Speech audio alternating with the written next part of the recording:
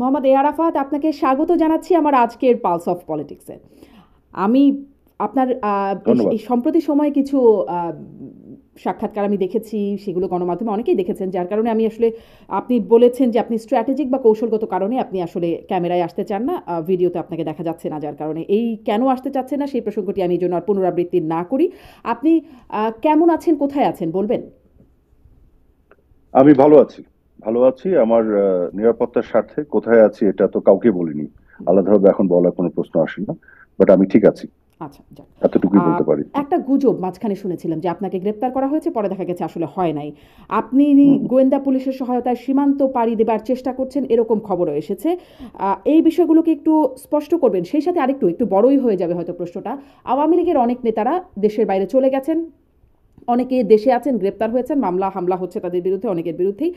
এবং আমার একটা অনুষ্ঠানে ভারতের প্রেস ক্লাবের সভাপতি গৌতম লাহিড়ী তিনি বলেছেন আওয়ামী লীগ নেতাদেরকে সীমান্ত পার করাতে সরকারের ভেতরের বা সরকার সমর্থক অনেকেই মোটা উৎকোচের বিনিময়ে তাদেরকে সীমান্ত পার করিয়ে দেবার জন্য তদবির করছেন ভারতের লোকদের সাথেই। আমার এই অনুষ্ঠানে আমি ব্রিগেডিয়ার শাখাওয়াত, সাবেক স্বরাষ্ট্র উপদেষ্টা, তাকে জিজ্ঞাসা করেছিলাম সেনানিবাসে 626 জন প্রসঙ্গে। তিনি আমাকে বলেছেন যে তাকে বা তার কাছে দুজনকে হস্তান্তর করা হয়েছে। কারা নাম জানতে চাইলে তিনি বলেছেন আনিসুল হক, সাবেক আইনমন্ত্রী, এবং সালমান এফ রহমান, এই দুজনকে। মানে তারপরেই আলোচনায় আসছে যে আসলে যেভাবে তারা পালিয়ে যাচ্ছিলেন সেই বিষয়টি খুব সেটি আসলে খুব সঠিক একটা চিত্র ছিল না, একটা সাজানো ব্যাপার ছিল। কিন্তু আমি যেটি আসলে আপনার কাছে প্রশ্ন করতে চাই, এই যে কাউকে ধরা হচ্ছে, কাউকে ছাড়া হচ্ছে, জুনায়দ আহমেদ পলক আর সাবেক পররাষ্ট্রমন্ত্রী হাসান মাহমুদ, তাদেরকে একসাথে বিমানবন্দরে তাদেরকে আটক করা হলো। একজন চলে গেলেন বেলজিয়ামে, আর পলক রয়ে গেলেন গ্রেপ্তার হয়ে কারাগারে, রিমান্ডেও আছেন, তিনি গেছেন। মানে একটা পিক অ্যান্ড চুজ হচ্ছে। গৌতম লাহিড়ী যেমনটি বলেছেন মোটা উৎকোচ, এরকম কি আসলেই কোনো বিষয় আছে আপনার জানা মতে? কোনো লেনদেন বা কোনো ডিলিং কি করতে হচ্ছে নিজেদের নিরাপত্তার স্বার্থে আপনাদেরকে? আচ্ছা, ধন্যবাদ। আপনি যতগুলি প্রশ্ন করেছেন এগুলো সবগুলির উত্তর আমার কাছে জানা নাই। যেগুলো আমি জানি সেগুলো উত্তর আপনাকে আমি দিচ্ছি। প্রথম, আপনি যে বিষয়টি উল্লেখ করেছেন আমার ব্যাপারে, একটি হচ্ছে যে আমাকে গ্রেফতার করা হয়েছিল, এবং আরেকটি আপনি যেটি বলেছেন যে একটি মোটা অঙ্কের টাকার বিনিময়ে তারপরে আমি সেখান থেকে বের হয়ে এসেছি। এই দুটোই ডাহা মিথ্যা কথা এবং পুরোপুরি গুজব। একেবারেই ডাহা মিথ্যা কথা। এগুলো এগুলোর কোনো ভিত্তি নাই। আর তারপরে আপনি যেটি বলছেন অন্যান্য ব্যাপারে আসলে আমি বলতে পারবো না, কারণ আমার নলেজ এটা নাই। যেটা আমি জানি না সেটা তো আমি বলার কোনো সুযোগ নেই। তবে একটি তথ্য আপনাকে আমি দিতে পারি, যেটা আপনি বললেন যে ডক্টর হাসান মাহমুদও বিমানবন্দর থেকে উনি আটক হয়েছিলেন, সেটি সম্ভবত সত্য নয়। উনি কখনোই বিমানবন্দর থেকে আটক হন নাই। যে কথাটি বের হয়েছিল যে উনি বিমানবন্দরে গিয়েছিলেন, জুনাদ আহমেদ পলক, এবং উনি ওখান থেকে আটক হয়েছিলেন, ওনার বিষয়টি সম্ভবত সত্য নয় আমি যতটুকু জানি। আচ্ছা, সম্ভবত সত্য নয়, আমরাও আসলে সম্ভবতই জেনেছি যে তাকেও গ্রেপ্তার করা হয়েছে বা না, আটক এটি করা সত্য হয়েছে। নয়। আচ্ছা। এটি এটি একটি অসত্য গুজব ছিল।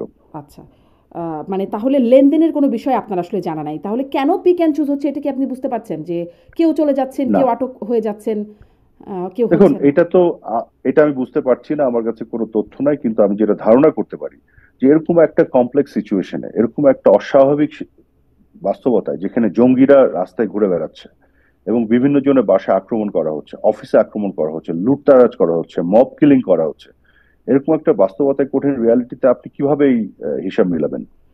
হ্যাঁ, কে কোথায় কিভাবে নিজেকে সিকিউর করতে পেরেছে, কে পেরেছে, কে পারেনি, কেন পেরেছে, কেন পারেনি, এটা খুব ডিফিকাল্ট কিন্তু এই মুহূর্তে এটা এসবের উত্তর দেবা, উত্তর খোঁজা। জি, আমি পরের জায়গাটি যাই। আপনার যে সাক্ষাৎকারগুলো শুনেছি সম্প্রতি, সেখানে আপনি বলছেন যে 4 তারিখেই সাবেক প্রধানমন্ত্রী বলেছিলেন যে পদত্যাগ করে তিনি টুঙ্গিপাড়ায় চলে যাবেন। উনি বলেছিলেন যে পদত্যাগপত্র লিখে সাইন করবেন এবং রাষ্ট্রপতির কাছে হস্তান্তর করবেন। যেই প্রশ্নটি করতে চাই, তিনি কি আসলে পদত্যাগপত্র সাইন করেছিলেন? যদিও এটি খুব বেশি পরবর্তীতে মানে সাইন করা বা না করার মধ্যে এই বর্তমান বাস্তবতায় সেটি আর খুব গুরুত্বপূর্ণ না হলেও এটি একটা অনেক বড় আলোচনা তুলেছিল। আপনি দেখেছেন রাষ্ট্রপতি প্রায় অপসারণ হয়েই যাচ্ছিলেন এই বিতর্কের সূত্র ধরে। তিনি কি আসলে পদত্যাগপত্র সাইন করেছিলেন, সাবেক প্রধানমন্ত্রী? দেখুন, মাননীয় প্রধানমন্ত্রী শেখ হাসিনা, বঙ্গবন্ধু কন্যা, উনি কিন্তু এবার প্রধানমন্ত্রী হতে চাননি। ওনার কিন্তু গতবারই সর্বশেষ ওনার টেনিয়র থাকার কথা ছিল, যেটি উনি বারেবার বলেছিলেন। কিন্তু উনি শেষের দিকে এসে সিদ্ধান্ত নিয়েছিলেন যে উনি এবার নির্বাচন করবেন এবং আওয়ামী লীগ বিজয়ী হলে উনি প্রধানমন্ত্রী হবেন। এর কারণ হচ্ছে, আপনারা জানেন যে গত টার্মে যেটা হয়েছে, কোভিড আসলো। কোভিড আসার পরে আপনার একটা লম্বা সময় ধরে আমাদের যে উন্নয়নের যে কর্মসূচিগুলো, এগুলো কিন্তু ধারাবাহিকতা রক্ষা করা গেল না। একটা ইমার্জেন্সি সিচুয়েশন আমরা ডিল করলাম। কোভিড শেষ হতে না হতেই আসলো যুদ্ধ, ইউক্রেন রাশিয়া যুদ্ধ। গোটা বিশ্বের এনার্জি মার্কেট টালমাটাল হয়ে গেল এবং পুরো পৃথিবী জুড়ে বাজারের উপরে যে একটা প্রভাব পড়া, ইনফ্লেশন বেড়ে যাওয়া। তো উনি ফিল করছিলেন, যতটুকু আমি জানি, যে ওনার আগের যে টার্ম, সেই টার্মে উনি 3 বছর থেকে 3.5 বছর উনি লুজ করেছেন, হারিয়েছেন। হারিয়েছেন ইন এ সেন্স, ওনার কতগুলি স্বপ্ন ছিল, কতগুলি ইচ্ছা ছিল। যেমন ধরেন, উনি চেয়েছিলেন যে বাংলাদেশে একটি মানুষও গৃহহীন থাকবে না, প্রত্যেকটি মানুষকে যাতে গৃহায়নের ব্যবস্থা করা যায়, এরকম আরো কতগুলি টার্গেট উনি সেট করেছিলেন। দারিদ্র বিমোচনের ক্ষেত্রে ওনার কিছু টার্গেট ছিল। তো ওনার প্ল্যান ছিল টার্গেট গুলি যদি শেষ করা যায়, উনি যদি লক্ষ্যমাত্রাগুলো পূরণ করতে পারেন, উনি রাজনীতি থেকে রিটায়ারমেন্টে যাবেন। এটাই ওনার প্ল্যান ছিল। এবং রাজনীতি থেকে রিটায়ারমেন্টে যাওয়ার পরে ওনার ইচ্ছা ছিল উনি টুঙ্গিপাড়ায় চলে যাবেন, ওখানেই থাকবেন। এটা কিন্তু ওনার আগে থেকে ঘোষণা দেয়া, এবং ওনার বিভিন্ন সময় প্রাইভেটলি উনি ডিসকাস করতে এগুলো বলতেন। কিন্তু যেহেতু আপনার কোভিড এর কারণে, কোভিড-19 এবং তারপর যুদ্ধ বিগ্রহ, এগুলোর কারণে 3-3.5 বছর নষ্ট হলো। মানে আমরা ইমার্জেন্সি ডিল করতে করতে সময় পার হয়ে গেল। মানে যে লক্ষ্যমাত্রাগুলো ওনার আগে ভিশন যেটা ওনার ছিল, সেগুলো তো আর উনি পূরণ করতে পারেননি। এই জন্য উনি এই টার্মে এসে আবার প্রধানমন্ত্রী হলেন এবং উনি চাচ্ছিলেন ওগুলোকে, ওই লক্ষ্যমাত্রাগুলো অর্জন করতে। যে কারণে আপনি দেখেছেন উনি গৃহায়নের যে প্রকল্পগুলি নিয়েছিলেন, এবং আরো আরো বেশ কিছু বিষয় ছিল যেগুলো কিন্তু উনি সত্যিকার অর্থে করতে দিয়েছিলেন। তো এটা আমি এই কারণে বললাম, কারণ উনার সবসময় ওই ইচ্ছা ছিল রাজনীতি থেকে উনি রিটায়ারমেন্টে চলে যাবেন এবং যাওয়ার পরে উনি টুঙ্গিপাড়া যাবেন। তো যাই হোক, তো এখন এই এই যে আপনার যে বাস্তবতা তৈরি হলো, কোটা আন্দোলন, এবং সেখান থেকে যে বিভিন্ন ধরনের কমপ্লেক্স রিয়ালিটি তৈরি হলো, তো সেই তখন এই 4 তারিখের যে ইয়েটা, যে সিচুয়েশনটা, যেটা আমি আরেকটি ইন্টারভিউতে বলেছিলাম, যে তখন উনি বেশ কয়েকবার ভাবে বলেছিলেন যে মানে উনার মধ্যেও তো একটা ইয়ে কাজ করছিল, যে আমি এত কিছু করলাম এই দেশের জন্য, এত ডেভেলপমেন্ট করলাম, দারিদ্রের হার 40 থেকে আমি 20-এ নিয়ে আসলাম, আমি লিটারেসির হার বাড়ালাম, কি করেন নাই উনি বাংলাদেশের জন্য? আমাদের রাস্তাঘাটের যে ডেভেলপমেন্ট, যে উন্নয়ন, এবং মানুষের মানে একটা স্বল্পোন্নত দেশকে উন্নয়নশীল দেশে উনি নিয়ে গেলেন, এবং ইউনাইটেড নেশনস এর 3টা ক্রাইটেরিয়া পূর্ণ করে।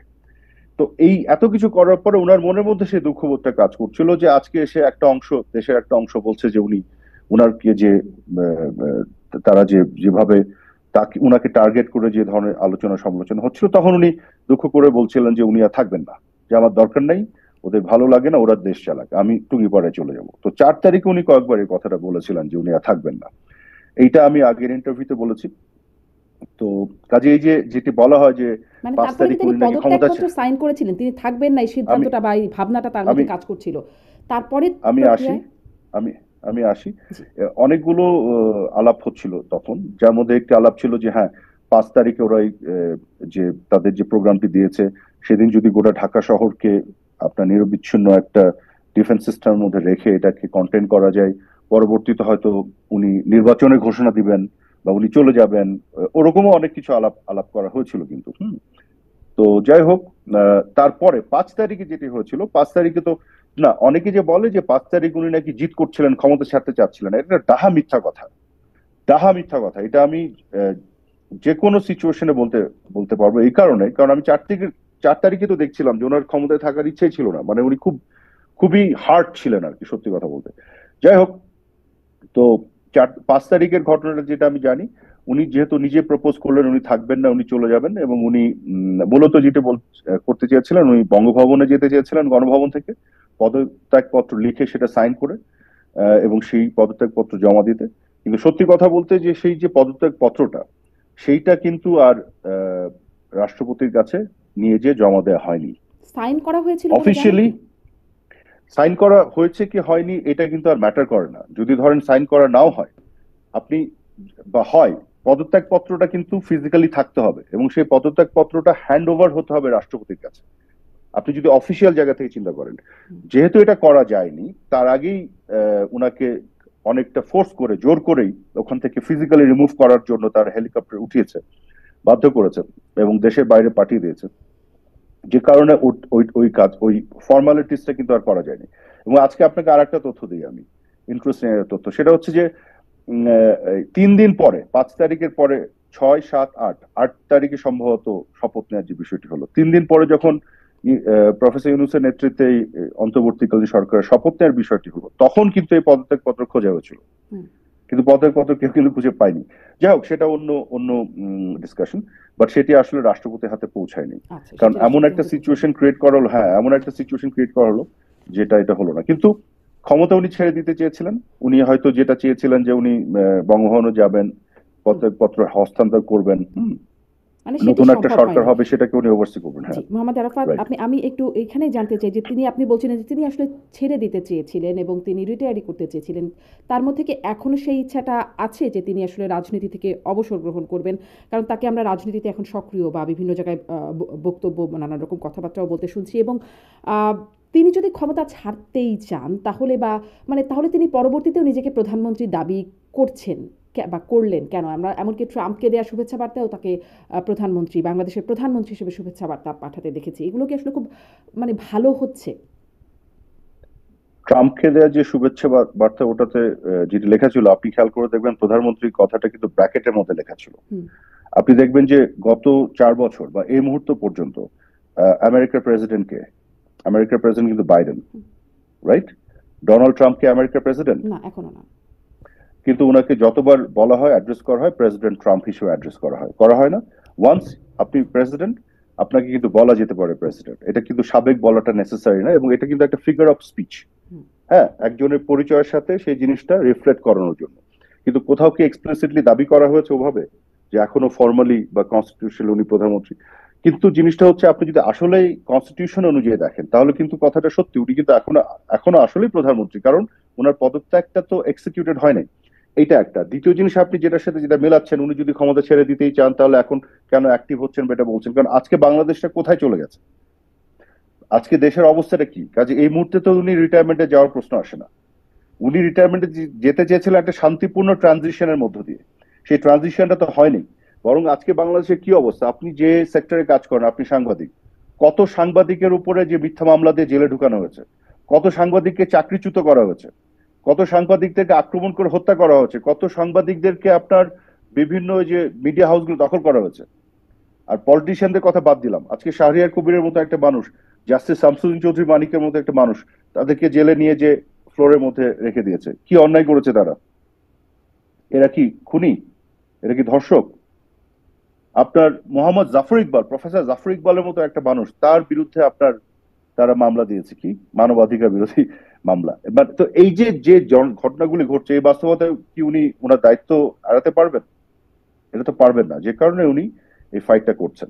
কাজে আজকে বাংলাদেশটা যেভাবে নরকে পরিণত করা হয়েছে, পুরো দেশটাকে আপনি দেখেন, জঙ্গিবাদের উত্থান, আজকে আইন শৃঙ্খলা বলে কিছু নাই, কোথাও আইন শৃঙ্খলার কিছু আছে? মানুষ তো আনসেফ ফিল করে সব জায়গায়, চারিদিকে তো জঙ্গিদের আস্ফালন। যত বড় বড় ক্রিমিনাল, যত বড় বড় ক্রিমিনাল, এদের সবাই ছেড়ে দিয়েছে, যত বড় বড় জঙ্গি সব ছেড়ে দিয়েছে। আর যত আপনার রাজনীতিবিদ, সাংবাদিক, শিক্ষক, গবেষক, শিল্প সাহিত্যের সাথে সম্পৃক্ত যারা অ্যাক্টিভিস্ট, তাদেরকে জেলে ঢুকিয়ে রেখে দিয়েছে। এই তো বাংলাদেশে আজকে বাস্তবতা। তারা করাপশন নিয়ে এত কথা বলে, অথচ তারা কেন এতগুলি প্রজেক্টের সময় এবং ব্যয় বাড়ালো? আপনি আমাকে বলেন। আজকে শেয়ার মার্কেটে কেন হাজার হাজার কোটি টাকা মূলধন চলে যাচ্ছে?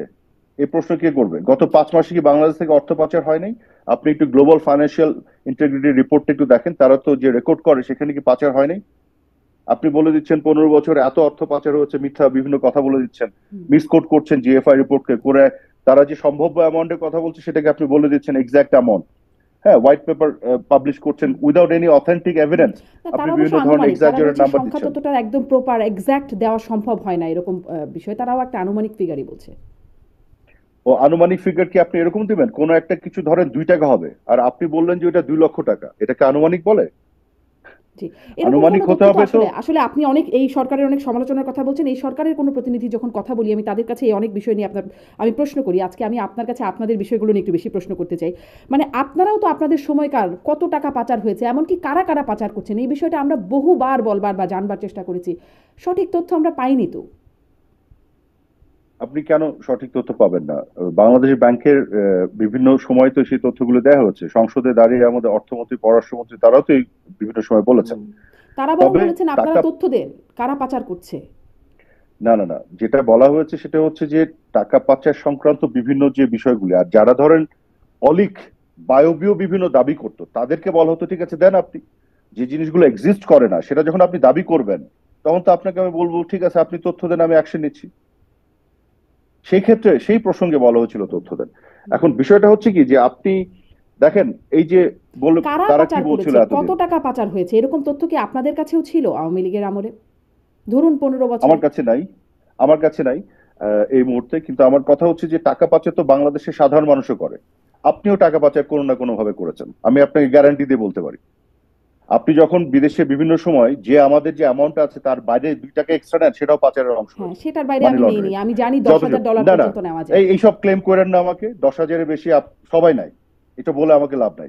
আমাদের এত প্রত্যেকটা টাকা মানুষের নাই যারা, ভাই। না এত টাকা দরকার নাই তো, আপনি 10,000-এর উপরে যদি 20,000 নেন ওইটা ওই এক্সট্রা 10,000টা পাচার।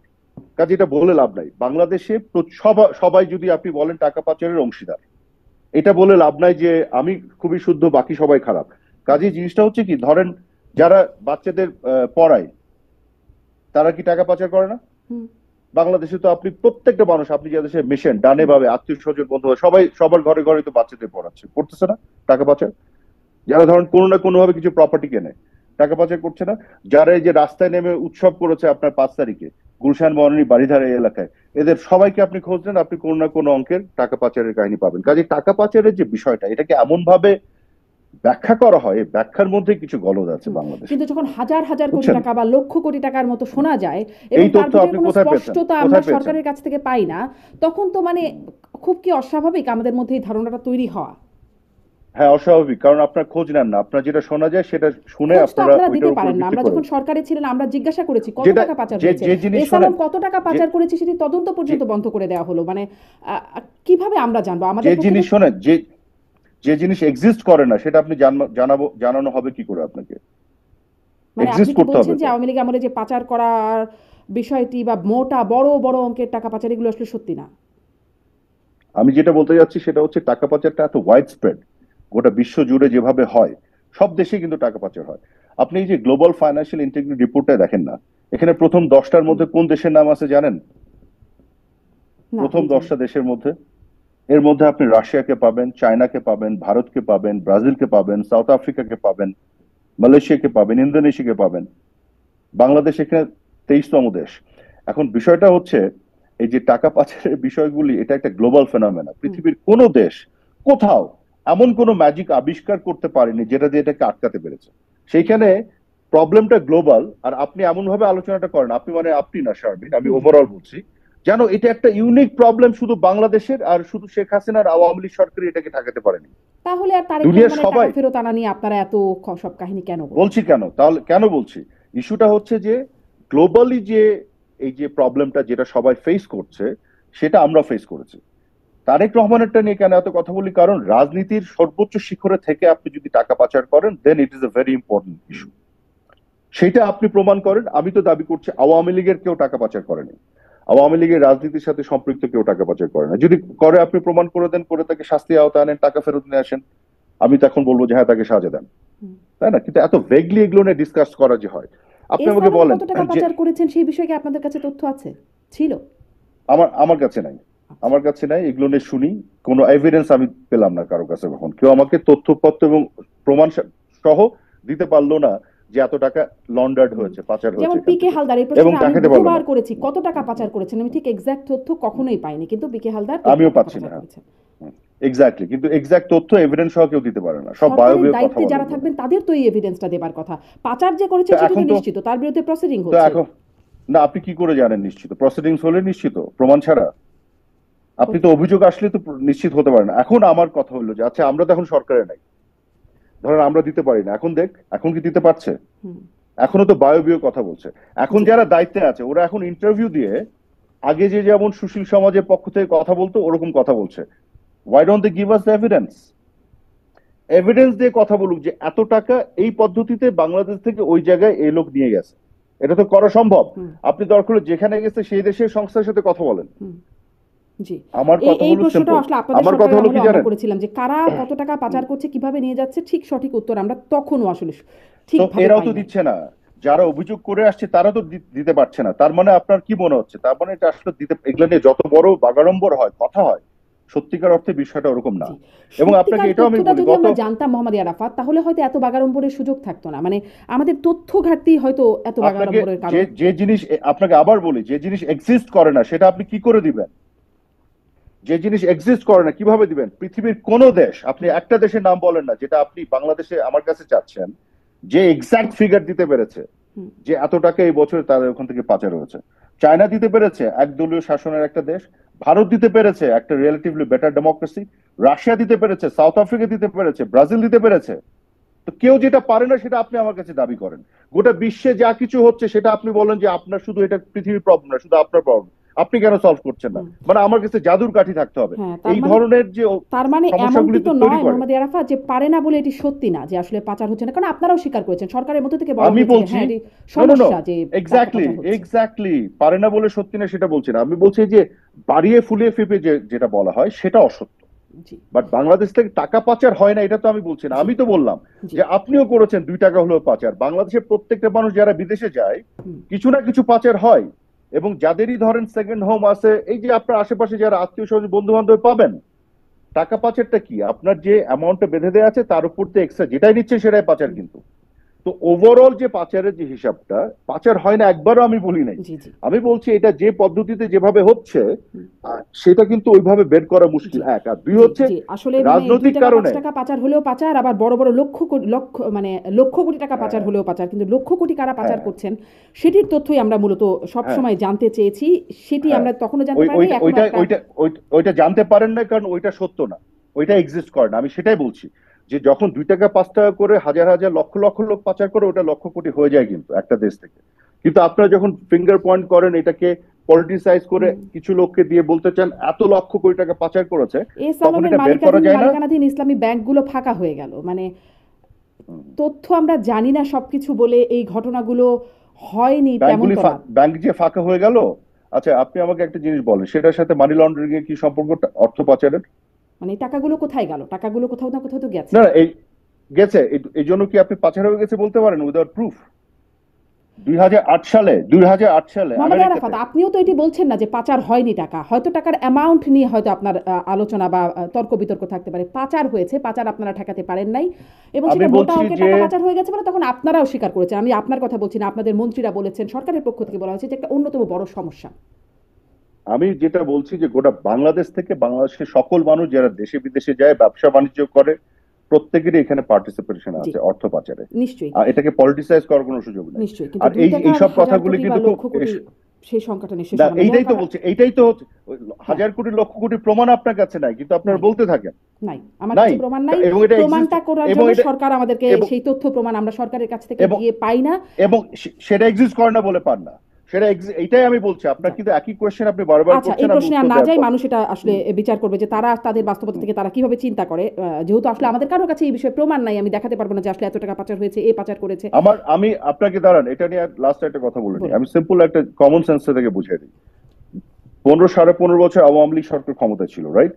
যে ডেভেলপমেন্টটা হয়েছে, আচ্ছা আপনি আমাকে একটা জিনিস বলেন তো, আমাদের ডেট টু জিডিপি রেশিও কত আমি এক্সাক্ট এখন বলতে আমাদের? পারবো না। আচ্ছা আমি বলি, এটা বলতে, এটা এই জিনিসগুলো না জানলে হ্যাঁ, বাকি জিনিসগুলো বোঝা মুশকিল। আমি একটু আপনাকে, বলে দিই, হ্যাঁ, ডেট টু জিডিপি রেশিও হচ্ছে আমাদের 36%।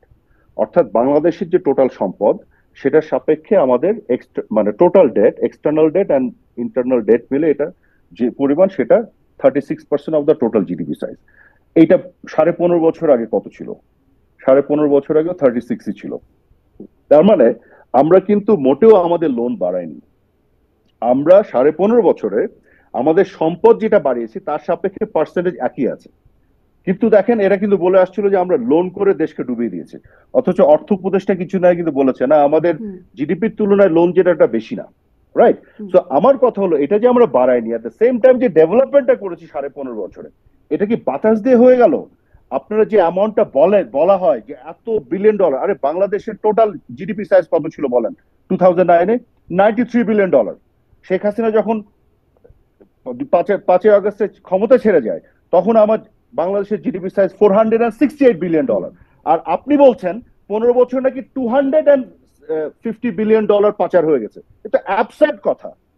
আপনার এর উত্তর কিভাবে আপনি দিবেন যেটা এক্সিস্ট করে না? সেজন্যই তো আমি বলছি এটা কি পসিবল। তার মানে বাংলাদেশ 15 বছরে $93 বিলিয়ন থেকে $468 বিলিয়ন সম্পদ বাড়িয়েছে, এর উপর আরো 250 বাড়িয়েছিল যেটা পাচার হয়েছে। তো এটার উত্তর আপনি কিভাবে দিবেন এসব অ্যাবসার্ড কথা? তো আমার কথা হলো যে আপনি ডেভেলপমেন্টটা কি বাতাস দিয়ে করলেন? এত টাকা যদি বের হয়ে যায় তো ডেভেলপমেন্টটা কি করে হলো? জিডিপি সাইজ $468 বিলিয়ন কি করে তার হলো? মানে এই এই উত্তর আপনি দেন। তথ্যগুলোর মধ্যে অনেক কিছু ফুলিয়ে ফাঁপিয়ে আসলে এগুলো করা হচ্ছে। অনেক ফুলে আমি এটাই বলতে যাচ্ছি শারমিন, আবার এসে বলি বাংলাদেশ থেকে অর্থ পাচার হয় না, একবারও আমি বলিনি, এখনো বলছি না, অবশ্যই হয়।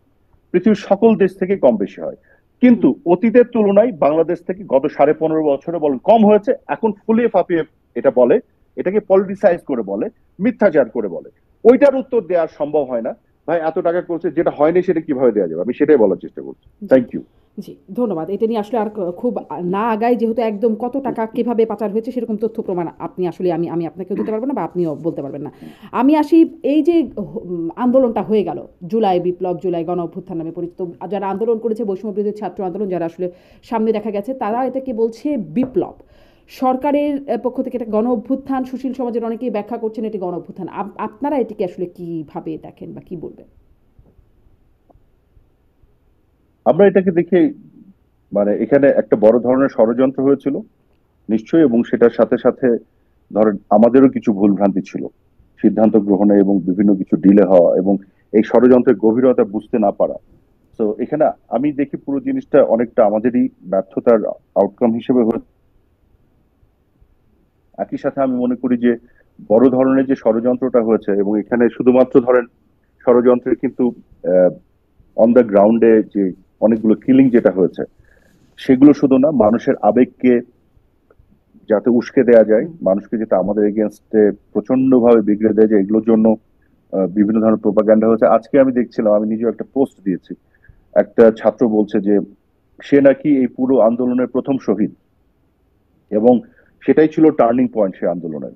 এবং তার এই সে যে শহীদ হয়েছে এটা এখনো নাকি সে বিভিন্ন পেজ থেকে দেখে, মানে 200 মিলিয়ন 300 মিলিয়ন আপনার শেয়ার এবং ভিউ, কিন্তু সে কিন্তু মারা যায়নি, সে কিন্তু আহত ছিল এবং পরে সুস্থ হয়ে ফিরে এসেছে। অথচ তার মৃত্যুর ঘটনার উপর ভিত্তি করে একটা বিশাল টার্নিং পয়েন্ট ক্রিয়েট করা হচ্ছে, এবং সে নিজেই দাবি করছে, এটা আমি আজকে পোস্ট দিয়েছি। তো এই ধরনের অনেক ম্যাটিকুলাস প্ল্যান করা হয়েছিল, যেটা আমরা মনে করি যে শব্দটা আপনারা শুনেছেন, এবং করে আমাদের বিপক্ষে মানুষের মনকে বিষিয়ে তোলার একটা অপচেষ্টা নেওয়া হয়েছিল। আর আমাদের ব্যর্থতার জায়গাটা যেটা ছিল আমি পার্সোনালি মনে করি সেটা হচ্ছে এটা আমরা এটা গভীরতাটা বুঝতে না পারে, এবং এইখানে আরেকটু অন্যভাবে সিদ্ধান্ত নেওয়া যদি করা যেত, যেটা হয় না যে চোর পালালে তো বুদ্ধি বাড়ে। তো এখন আমাদের অনেক ক্ষেত্রে মনে হয় এটা এভাবে না করে ওভাবে করলে ভালো হতো, জি, কিন্তু আমাদের এরকম জায়গায় নিয়তের কি মধ্যে মনে হয় কোনো আপনি যেটি বলছেন যে আবেগকে কাজে লাগানো, মানুষের আবেগকে কাজে লাগানো বা মানুষের মনকে বিষিয়ে তোলা, একটা বিষয় আমরা যখন মানে গণমাধ্যমের খবরে যেগুলো লক্ষ্য করা গেছে, যে আন্দোলনের যে ধারাবাহিকতা, একটার পর একটা ঘটনা ঘটে গেল, মাননীয় প্রধানমন্ত্রী তখন, সাবেক প্রধানমন্ত্রী, তিনি যখন বললেন মুক্তিযোদ্ধাদের নাতিপুতিরা কোটা পাবে না, তো কি রাজাকারের নাতিপুতিরা পাবে? তিনি বললেন মুক্তিযোদ্ধার সন্তান নাতিপুতিরা কেউ মেধাবী না, যত রাজাকারের বাচ্চা নাতিপুতিরা মেধাবী, তাই না? তারপরেই আমরা দেখলাম আসলে রাস্তায় তুমি কে আমি কে, রাজাকার রাজাকার, কে বলেছে স্বৈরাচার স্বৈরাচার, এরকম স্লোগানে মুখরিত হলো। আমরা শুনলাম আপনাকে চেয়েছিলাম একটু অধিকার, হয়ে থামাই গেলাম রাজাকার। শারমিন, মানে এই বক্তব্যগুলো কি আপনাকে একটু থামাই শোভনীয় হয়েছিল? মানে এগুলোই কি মনকে বিষিয়ে আপনাকে তোলার একটা অন্যতম কারণ আপনাকে হয়ে দাঁড়িয়েছিল বলে আপনাদের আপনাকে বিশ্লেষণে পড়ে? আপনাকে একটু থামাই। এই যে আপনি বললেন না তারপরে যে স্লোগানটা হয়েছিল তুমি কি আমি কি রাজাকার রাজাকার, এখানে কিন্তু একটা কারেকশন দেই আমি। ওই দিন রাত্রে ঢাকা ইউনিভার্সিটি ক্যাম্পাসে যারা কোটা নিয়ে আন্দোলন করছিল, তারা যে স্লোগানটা দিয়েছিল সেটি কিন্তু এতটুকুই ছিল, তুমি কে আমি কে রাজাকার রাজাকার, এর আগে পিছে আর কিছু ছিল না। ওই দিন রাত্রে যত স্লোগান হয়েছে এই স্লোগানগুলোর ভিডিও ফুটেজ আছে আমার কাছে, এবং আপনারা কেউ যদি ওই দিন রাত্রের কোনো ভিডিও ফুটেজ দেখাতে পারেন তুমি কে আমি কে রাজাকার রাজাকার এটার আগে বা পিছু অন্য কিছু আছে, তাহলে আমি আবার আমার রাজনীতি ছেড়ে দেবো। আমি এটা শুনেছি, ঠিক ওই দিন রাত্রি কিনা বলতে পারবো না, কিন্তু কে বলেছে স্বৈরাচার স্বৈরাচার। এইটা পরের দিন, এটা পরের দিন।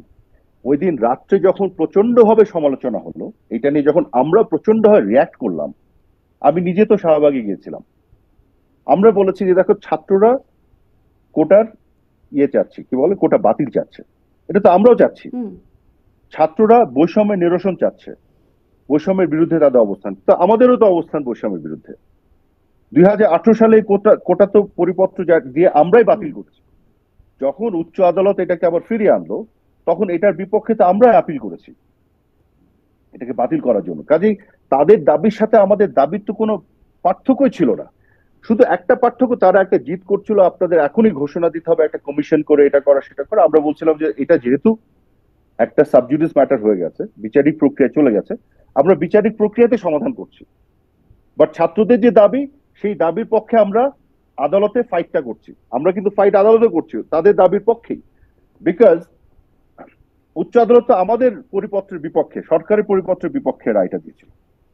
তো আমি যেটা বলেছিলাম যে তাদের দাবির সাথে আমরা একমত, তাদের দাবির পক্ষে আমরা আদালতে ফাইট করছি, তাদের সাথে আমাদের কোনো দ্বিমত নাই। কাজে এখানে কারো তো রাজাকার হওয়ার দরকার নাই এই দাবি আদায়ের জন্য। কিন্তু কিন্তু তুমি কি আমি কি তৎকালীন রাজাকার? প্রধানমন্ত্রী যেটি বললেন, দ্বিমত তো স্পষ্ট বোঝা যাচ্ছে যে মুক্তিযোদ্ধার নাতিপুতিরা কোটা পাবে না তো কি রাজাকারের নাতিপুতিরা কোটা পাবে? মানে না না, ছাত্ররা তো কেউ বলে নাই যে রাজাকারের নাতিপুতিদেরকে কোটা দেন, তাও কি বলা হয়েছিল? কেন এমন বক্তব্য আসলো? না মানে এতে দিয়ে আসলে না না, ওই প্রশ্ন, ওইটা তো একটা ফিগার অফ স্পিচ। হ্যাঁ ওইখানে একটা খেদ যেটা ওনার ছিল যে এই দেশ তো মুক্তিযোদ্ধারা স্বাধীন করেছে, এবং স্বাধীন করার পরে 75-এর 15 আগস্টের পরে আপনি জানেন কি হয়েছে। দীর্ঘ সময় ধরে মুক্তিযোদ্ধারা কিন্তু বাংলাদেশে বিভিন্ন ধরনের সুযোগ সুবিধা বঞ্চিত ছিল, তাদের পরবর্তী প্রজন্মও কিন্তু সুযোগ সুবিধা বঞ্চিত ছিল। যে কারণে মাননীয় প্রধানমন্ত্রী সবসময় একটা সফট কর্নার ছিল মুক্তিযোদ্ধাদের প্রতি, এবং সেখানে কিন্তু উনি দলমত দেখতেন না কখনো। মুক্তিযোদ্ধাদের ব্যাপারে ওনার একটা হুম আলাদা বিষয়টা ছিল। তো যখন এই যে মুক্তিযোদ্ধা কোটাটাকে টার্গেট করা হলো, অ্যাজ ইফ এটাই একটা, বা তাদের নাতিপুতিরাও ওই পর্যন্ত যাওয়া হবে কেন বা কি, এই বিষয়টা নিয়ে আসালো, তখন উনি যেটি বললেন যে মুক্তিযোদ্ধারাই তো এদের স্বাধীন করেছে, তাদের জন্যই তো, তাদের আত্মীয় স্বজন নাতিপুতির জন্যই তো আমরা করব, নাকি রাজাকারের জন্য করা হবে? এটা আমার প্রশ্ন দেশবাসীর কাছে। উনি একটা প্রশ্ন ছুড়ে হুম দিলেন। অর্থাৎ উনি কিন্তু বলছিল, এটা মোটেও বললেন না যে যারা আন্দোলন করছে তারা রাজাকারের নাতিপুতি। উনি বললেন যে হ্যাঁ, বাংলাদেশে যদি কারোর জন্য কিছু করতে হয়, বিশেষ করে বঙ্গবন্ধু কন্যার নেতৃত্বে যে সরকার, সে তো মুক্তিযোদ্ধাদের জন্যই করবে, রাজাকারদের জন্য তো করবে না। নিশ্চয়ই, কিন্তু কাজে রাজাকারদের জন্য মুক্তিযোদ্ধাদের, করতে চাইলেই বা কি, মানে এই দাবিটাই বা কে করলো যে রাজাকারের নাতিপুতির জন্য করেন আপনি? না না, এইটা দাবির সাথে সম্পর্ক না। মুক্তিযোদ্ধাদের যেভাবে টার্গেট করা হলো, তো সেই, তখন উনি যেটা বুঝাতে চাইলেন যে হ্যাঁ, এটা তো বাই ডিফল্ট মুক্তিযোদ্ধা বনাম মুক্তিযোদ্ধাদের রাজাকার দ্বারা। চলে আসলো কেন? মানে কিছু একটা পছন্দ সেটা না হলে সেখানে রাজাকারের সেটাই তো বিষয়টা আপনাকে চলে আসে। সেটাই তো ব্যাখ্যা করছি আপনাকে হ্যাঁ কেন আসলো। হ্যাঁ প্লিজ। এটা তো আসবেই যে মুক্তিযোদ্ধাদেরকে যখন বলা হচ্ছে যে তাদের কেন নাতিপুতিরা পাবে বা এইভাবে যখন বলা হচ্ছে, তখনই তো উনি বললেন বাই ডিফল্ট যে হ্যাঁ, মুক্তিযোদ্ধাদেরই তো করা হবে, তো রাজাকারদের করা হবে না। এটা তো একটা ডায়ালেক্টিক রিলেশনশিপ আছে তো মুক্তিযোদ্ধার সাথে রাজাকারদের, আছে তো, যে যেদের স্বাধীন হলো এদেশে তো মুক্তিযোদ্ধাদের করা হবে, রাজাকার মানে নাতিপুতি করা হবে না। মুক্তিযোদ্ধা আর রাজাকারের কিন্তু বাইরে আমরা তো অনেক আমি সাধারণ শেষ মানুষ করি, রয়ে গেছি, না তাই না না? আমি শেষ করি, হ্যাঁ অফকোর্স। তো যেহেতু মুক্তিযোদ্ধাদের আলাদাভাবে টার্গেট করা হচ্ছে, সেই জন্য রাজাকার বিষয়টা আসছে। আপনার সাধারণ মানুষ আছেন, আপনাদের কাছে তো প্রশ্নটা করা হলো, এটা আমার প্রশ্ন সবার কাছে। সেই প্রশ্নটাতে উনি ছুড়ে দিলেন, কিন্তু এইটা কারা নিজেদের গায়ের উপরে নিল? কেন নিল? কেন নিতে হবে এভাবে তার বক্তব্যকে মিসইন্টারপ্রেট করে, তার বক্তব্যকে বিকৃত করে, তার হুম। এই স্লোগান, আচ্ছা নিল ধরেন, ভুল বুঝলো, আমি বুঝলাম, সেই ভুল বোঝার পরে কি এটা জাস্টিফাইড? আপনি কিভাবে এই ঘৃণিত একটা স্লোগান দিতে পারেন যে তুমি কে আমি কে রাজাকার রাজাকার? এবং আপনি সেদিন পুরো সময় ধরে এই স্লোগানই দিয়েছেন, কিন্তু একবারও বলেননি চাইতে গেলাম অধিকার হয়ে গেলাম রাজাকার, বা তুমি কে আমি কে রাজাকার রাজাকার, কে বলেছে স্বৈরাচার স্বৈরাচার। এটা কিন্তু পরের দিন তারা এটাকে অ্যাড করেছে তাদের এটাকে জাস্টিফাই করার জন্য, কারণ তারা হয়তো পরের দিন বুঝতে পেরেছে যে তারা ঠিক করেনি। হুম। তো তখন তো একটা তারা একটা বুঝতে পেরে একটা ঠিক করলো, টেনশনটা, কিন্তু প্রধানমন্ত্রী কি বুঝতে পেরে ঠিক করলেন? মানে এর আগে 18তেও হ্যাঁ, যখন কোটা আন্দোলন হয়েছে তখন আমরা প্রধানমন্ত্রী বললেন শুনেছি না।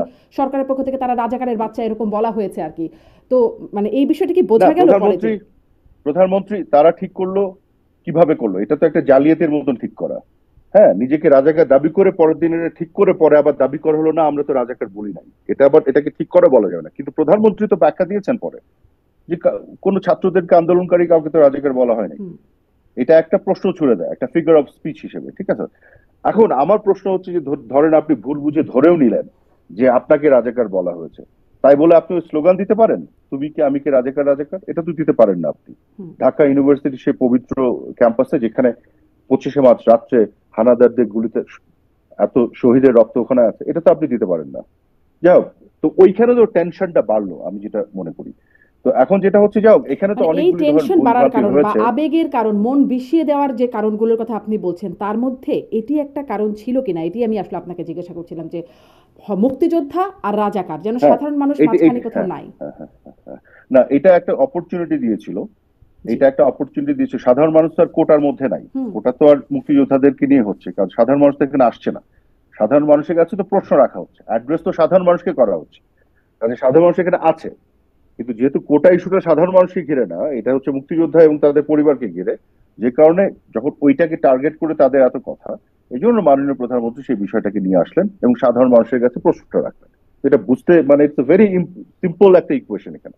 কিন্তু আমি মনে করি যে এইটাকে ঘিরে একটা একটা অংশ এটাকে অপরচুনিটি হিসেবে নিয়েছে, জি। এবং অপরচুনিটি হিসেবে নিয়ে এটা প্রধানমন্ত্রীর বক্তব্যকে বিকৃত করে মানে উপস্থাপন করে এটাকে আবার মানুষ অনেককে উত্তেজিত করার সুযোগ নিয়েছে। এটাও করেছে, এটাও ঠিক।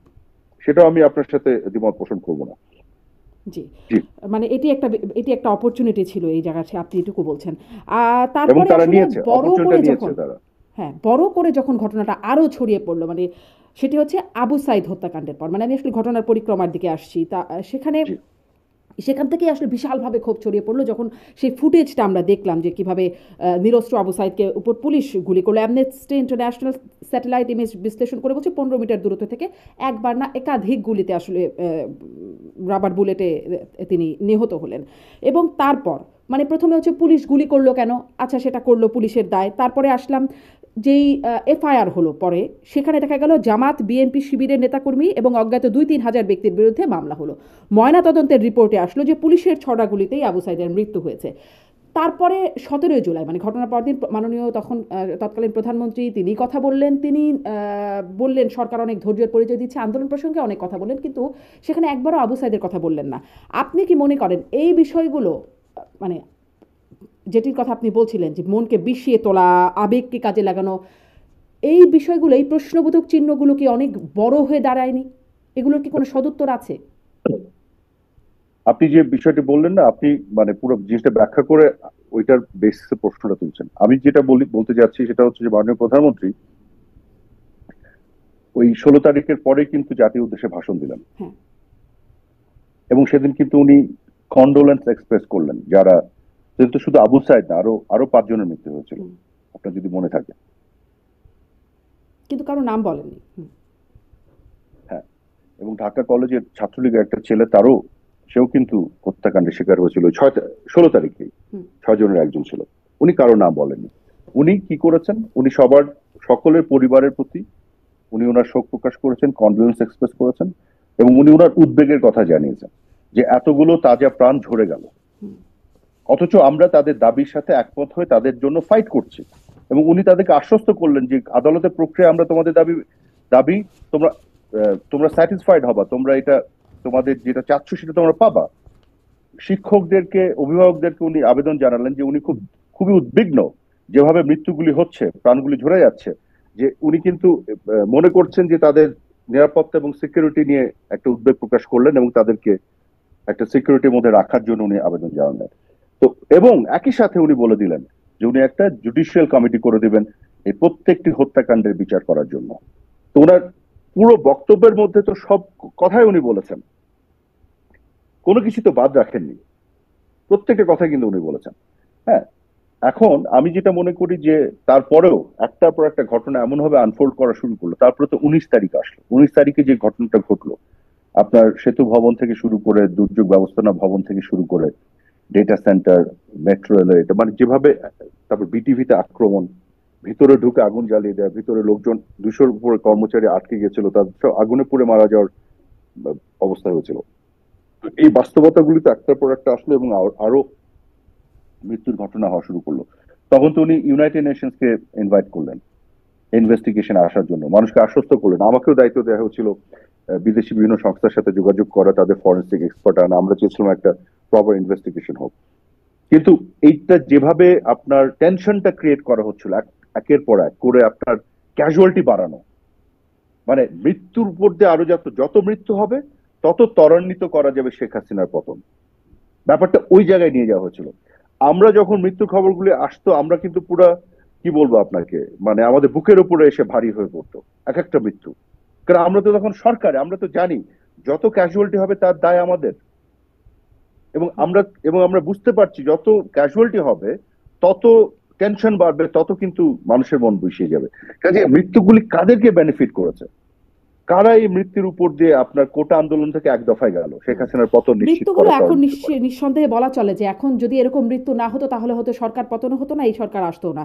এখন হয়তো এরকম, এক্স্যাক্টলি, কিন্তু যদি এক্স্যাক্টলি। সরকার টিকে যেত তাহলে তো মৃত্যুগুলোতে আপনারাই বেনিফিটেড হতেন, মানে টেকার জন্যই এরকমটা চলতো। না, না, না, না, আমি বুঝতে পারলাম না আপনার কথাটা। মানে সরকার টিকে গেলে আমরা কি করে বেনিফিটেড হতাম সরকার মৃত্যুগুলোর জন্য? আন্দোলন দমানোর জন্য সরকারকে কিছু কৌশল নিতে হয়েছে। আমরা পুলিশকে গুলি করতে দেখেছি, পুলিশ ভ্যান নো, থেকে লাশ ফেলতে দেখেছি, মানে এই ঘটনাগুলো আমরা ভিডিও, মানে শুনেন, একদম ফুটেজ দেখেছি। বাস্তবতা কি? হাইপোথেটিক্যাল কথা বলতে লাভ নাই।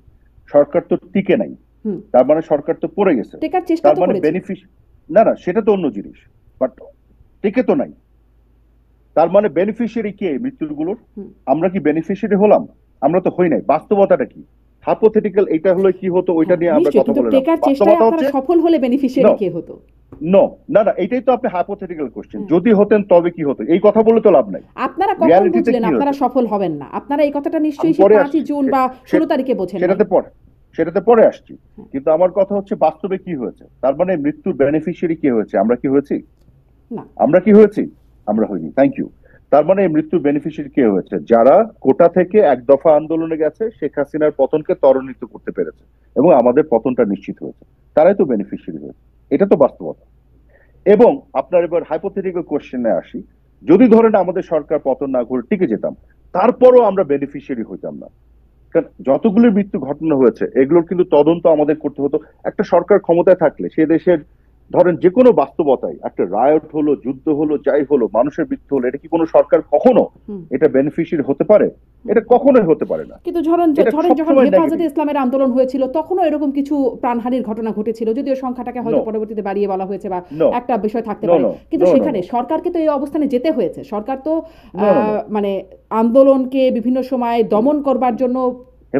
হেফাজতে যে ঘটনাটা ঘটেছে ওখানে 4 জনের মৃত্যু ঘটেছে এবং একজনেরও পুলিশের গুলি বা অন্য কোনো লেথাল ওয়েপনে ঘটেনি। হুম। প্রচুর লোক ছিল, সারাদিনে বিভিন্ন জন হিট স্ট্রোক বিভিন্ন কারণে মারা গেছে। 4টা ডেড বডি পাওয়া গেছে, এর বেশি একটা ডেড বডিও কেউ দেখাতে পারেনি। এবং ওখানে কোনো লেথাল ওয়েপেন ইউজই করা হয়নি, সবগুলোই সাউন্ড গ্রেনেড ছিল। এবং যখন সাউন্ড গ্রেনেড দিয়ে ওইটা তাদেরকে ওখান থেকে উঠে দেওয়া হচ্ছিল, ইন্ডিপেন্ডেন্ট টিভি থেকে শুরু করে বিভিন্ন টিভি লাইভ দেখিয়েছে এটা। হুম। কাজে এটা নিয়ে অ্যাম্বিগুইটি ক্রিয়েট করার কিছু নাই। তারপরে আসলে লাইভ এটা তখন একেবারে বাজে বন্ধও কথা। করতে হয়েছে।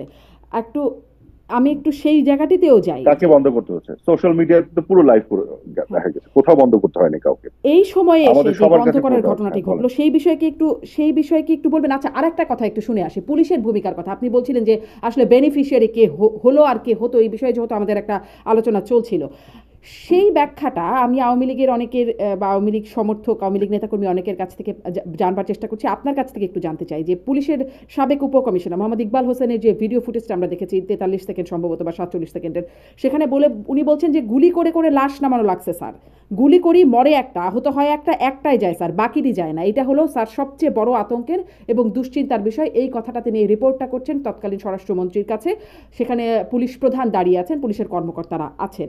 এই ব্যাখ্যাটা আপনারা কিভাবে বলবেন, যেটা আসলে কি হয়? না, না, এটা তো আমাদের ব্যাখ্যার কিছু নাই, এটা তো পুলিশই ব্যাখ্যা দিয়েছে। এটা কি আপনার কাছে যায়নি? একটু স্পষ্ট করবেন।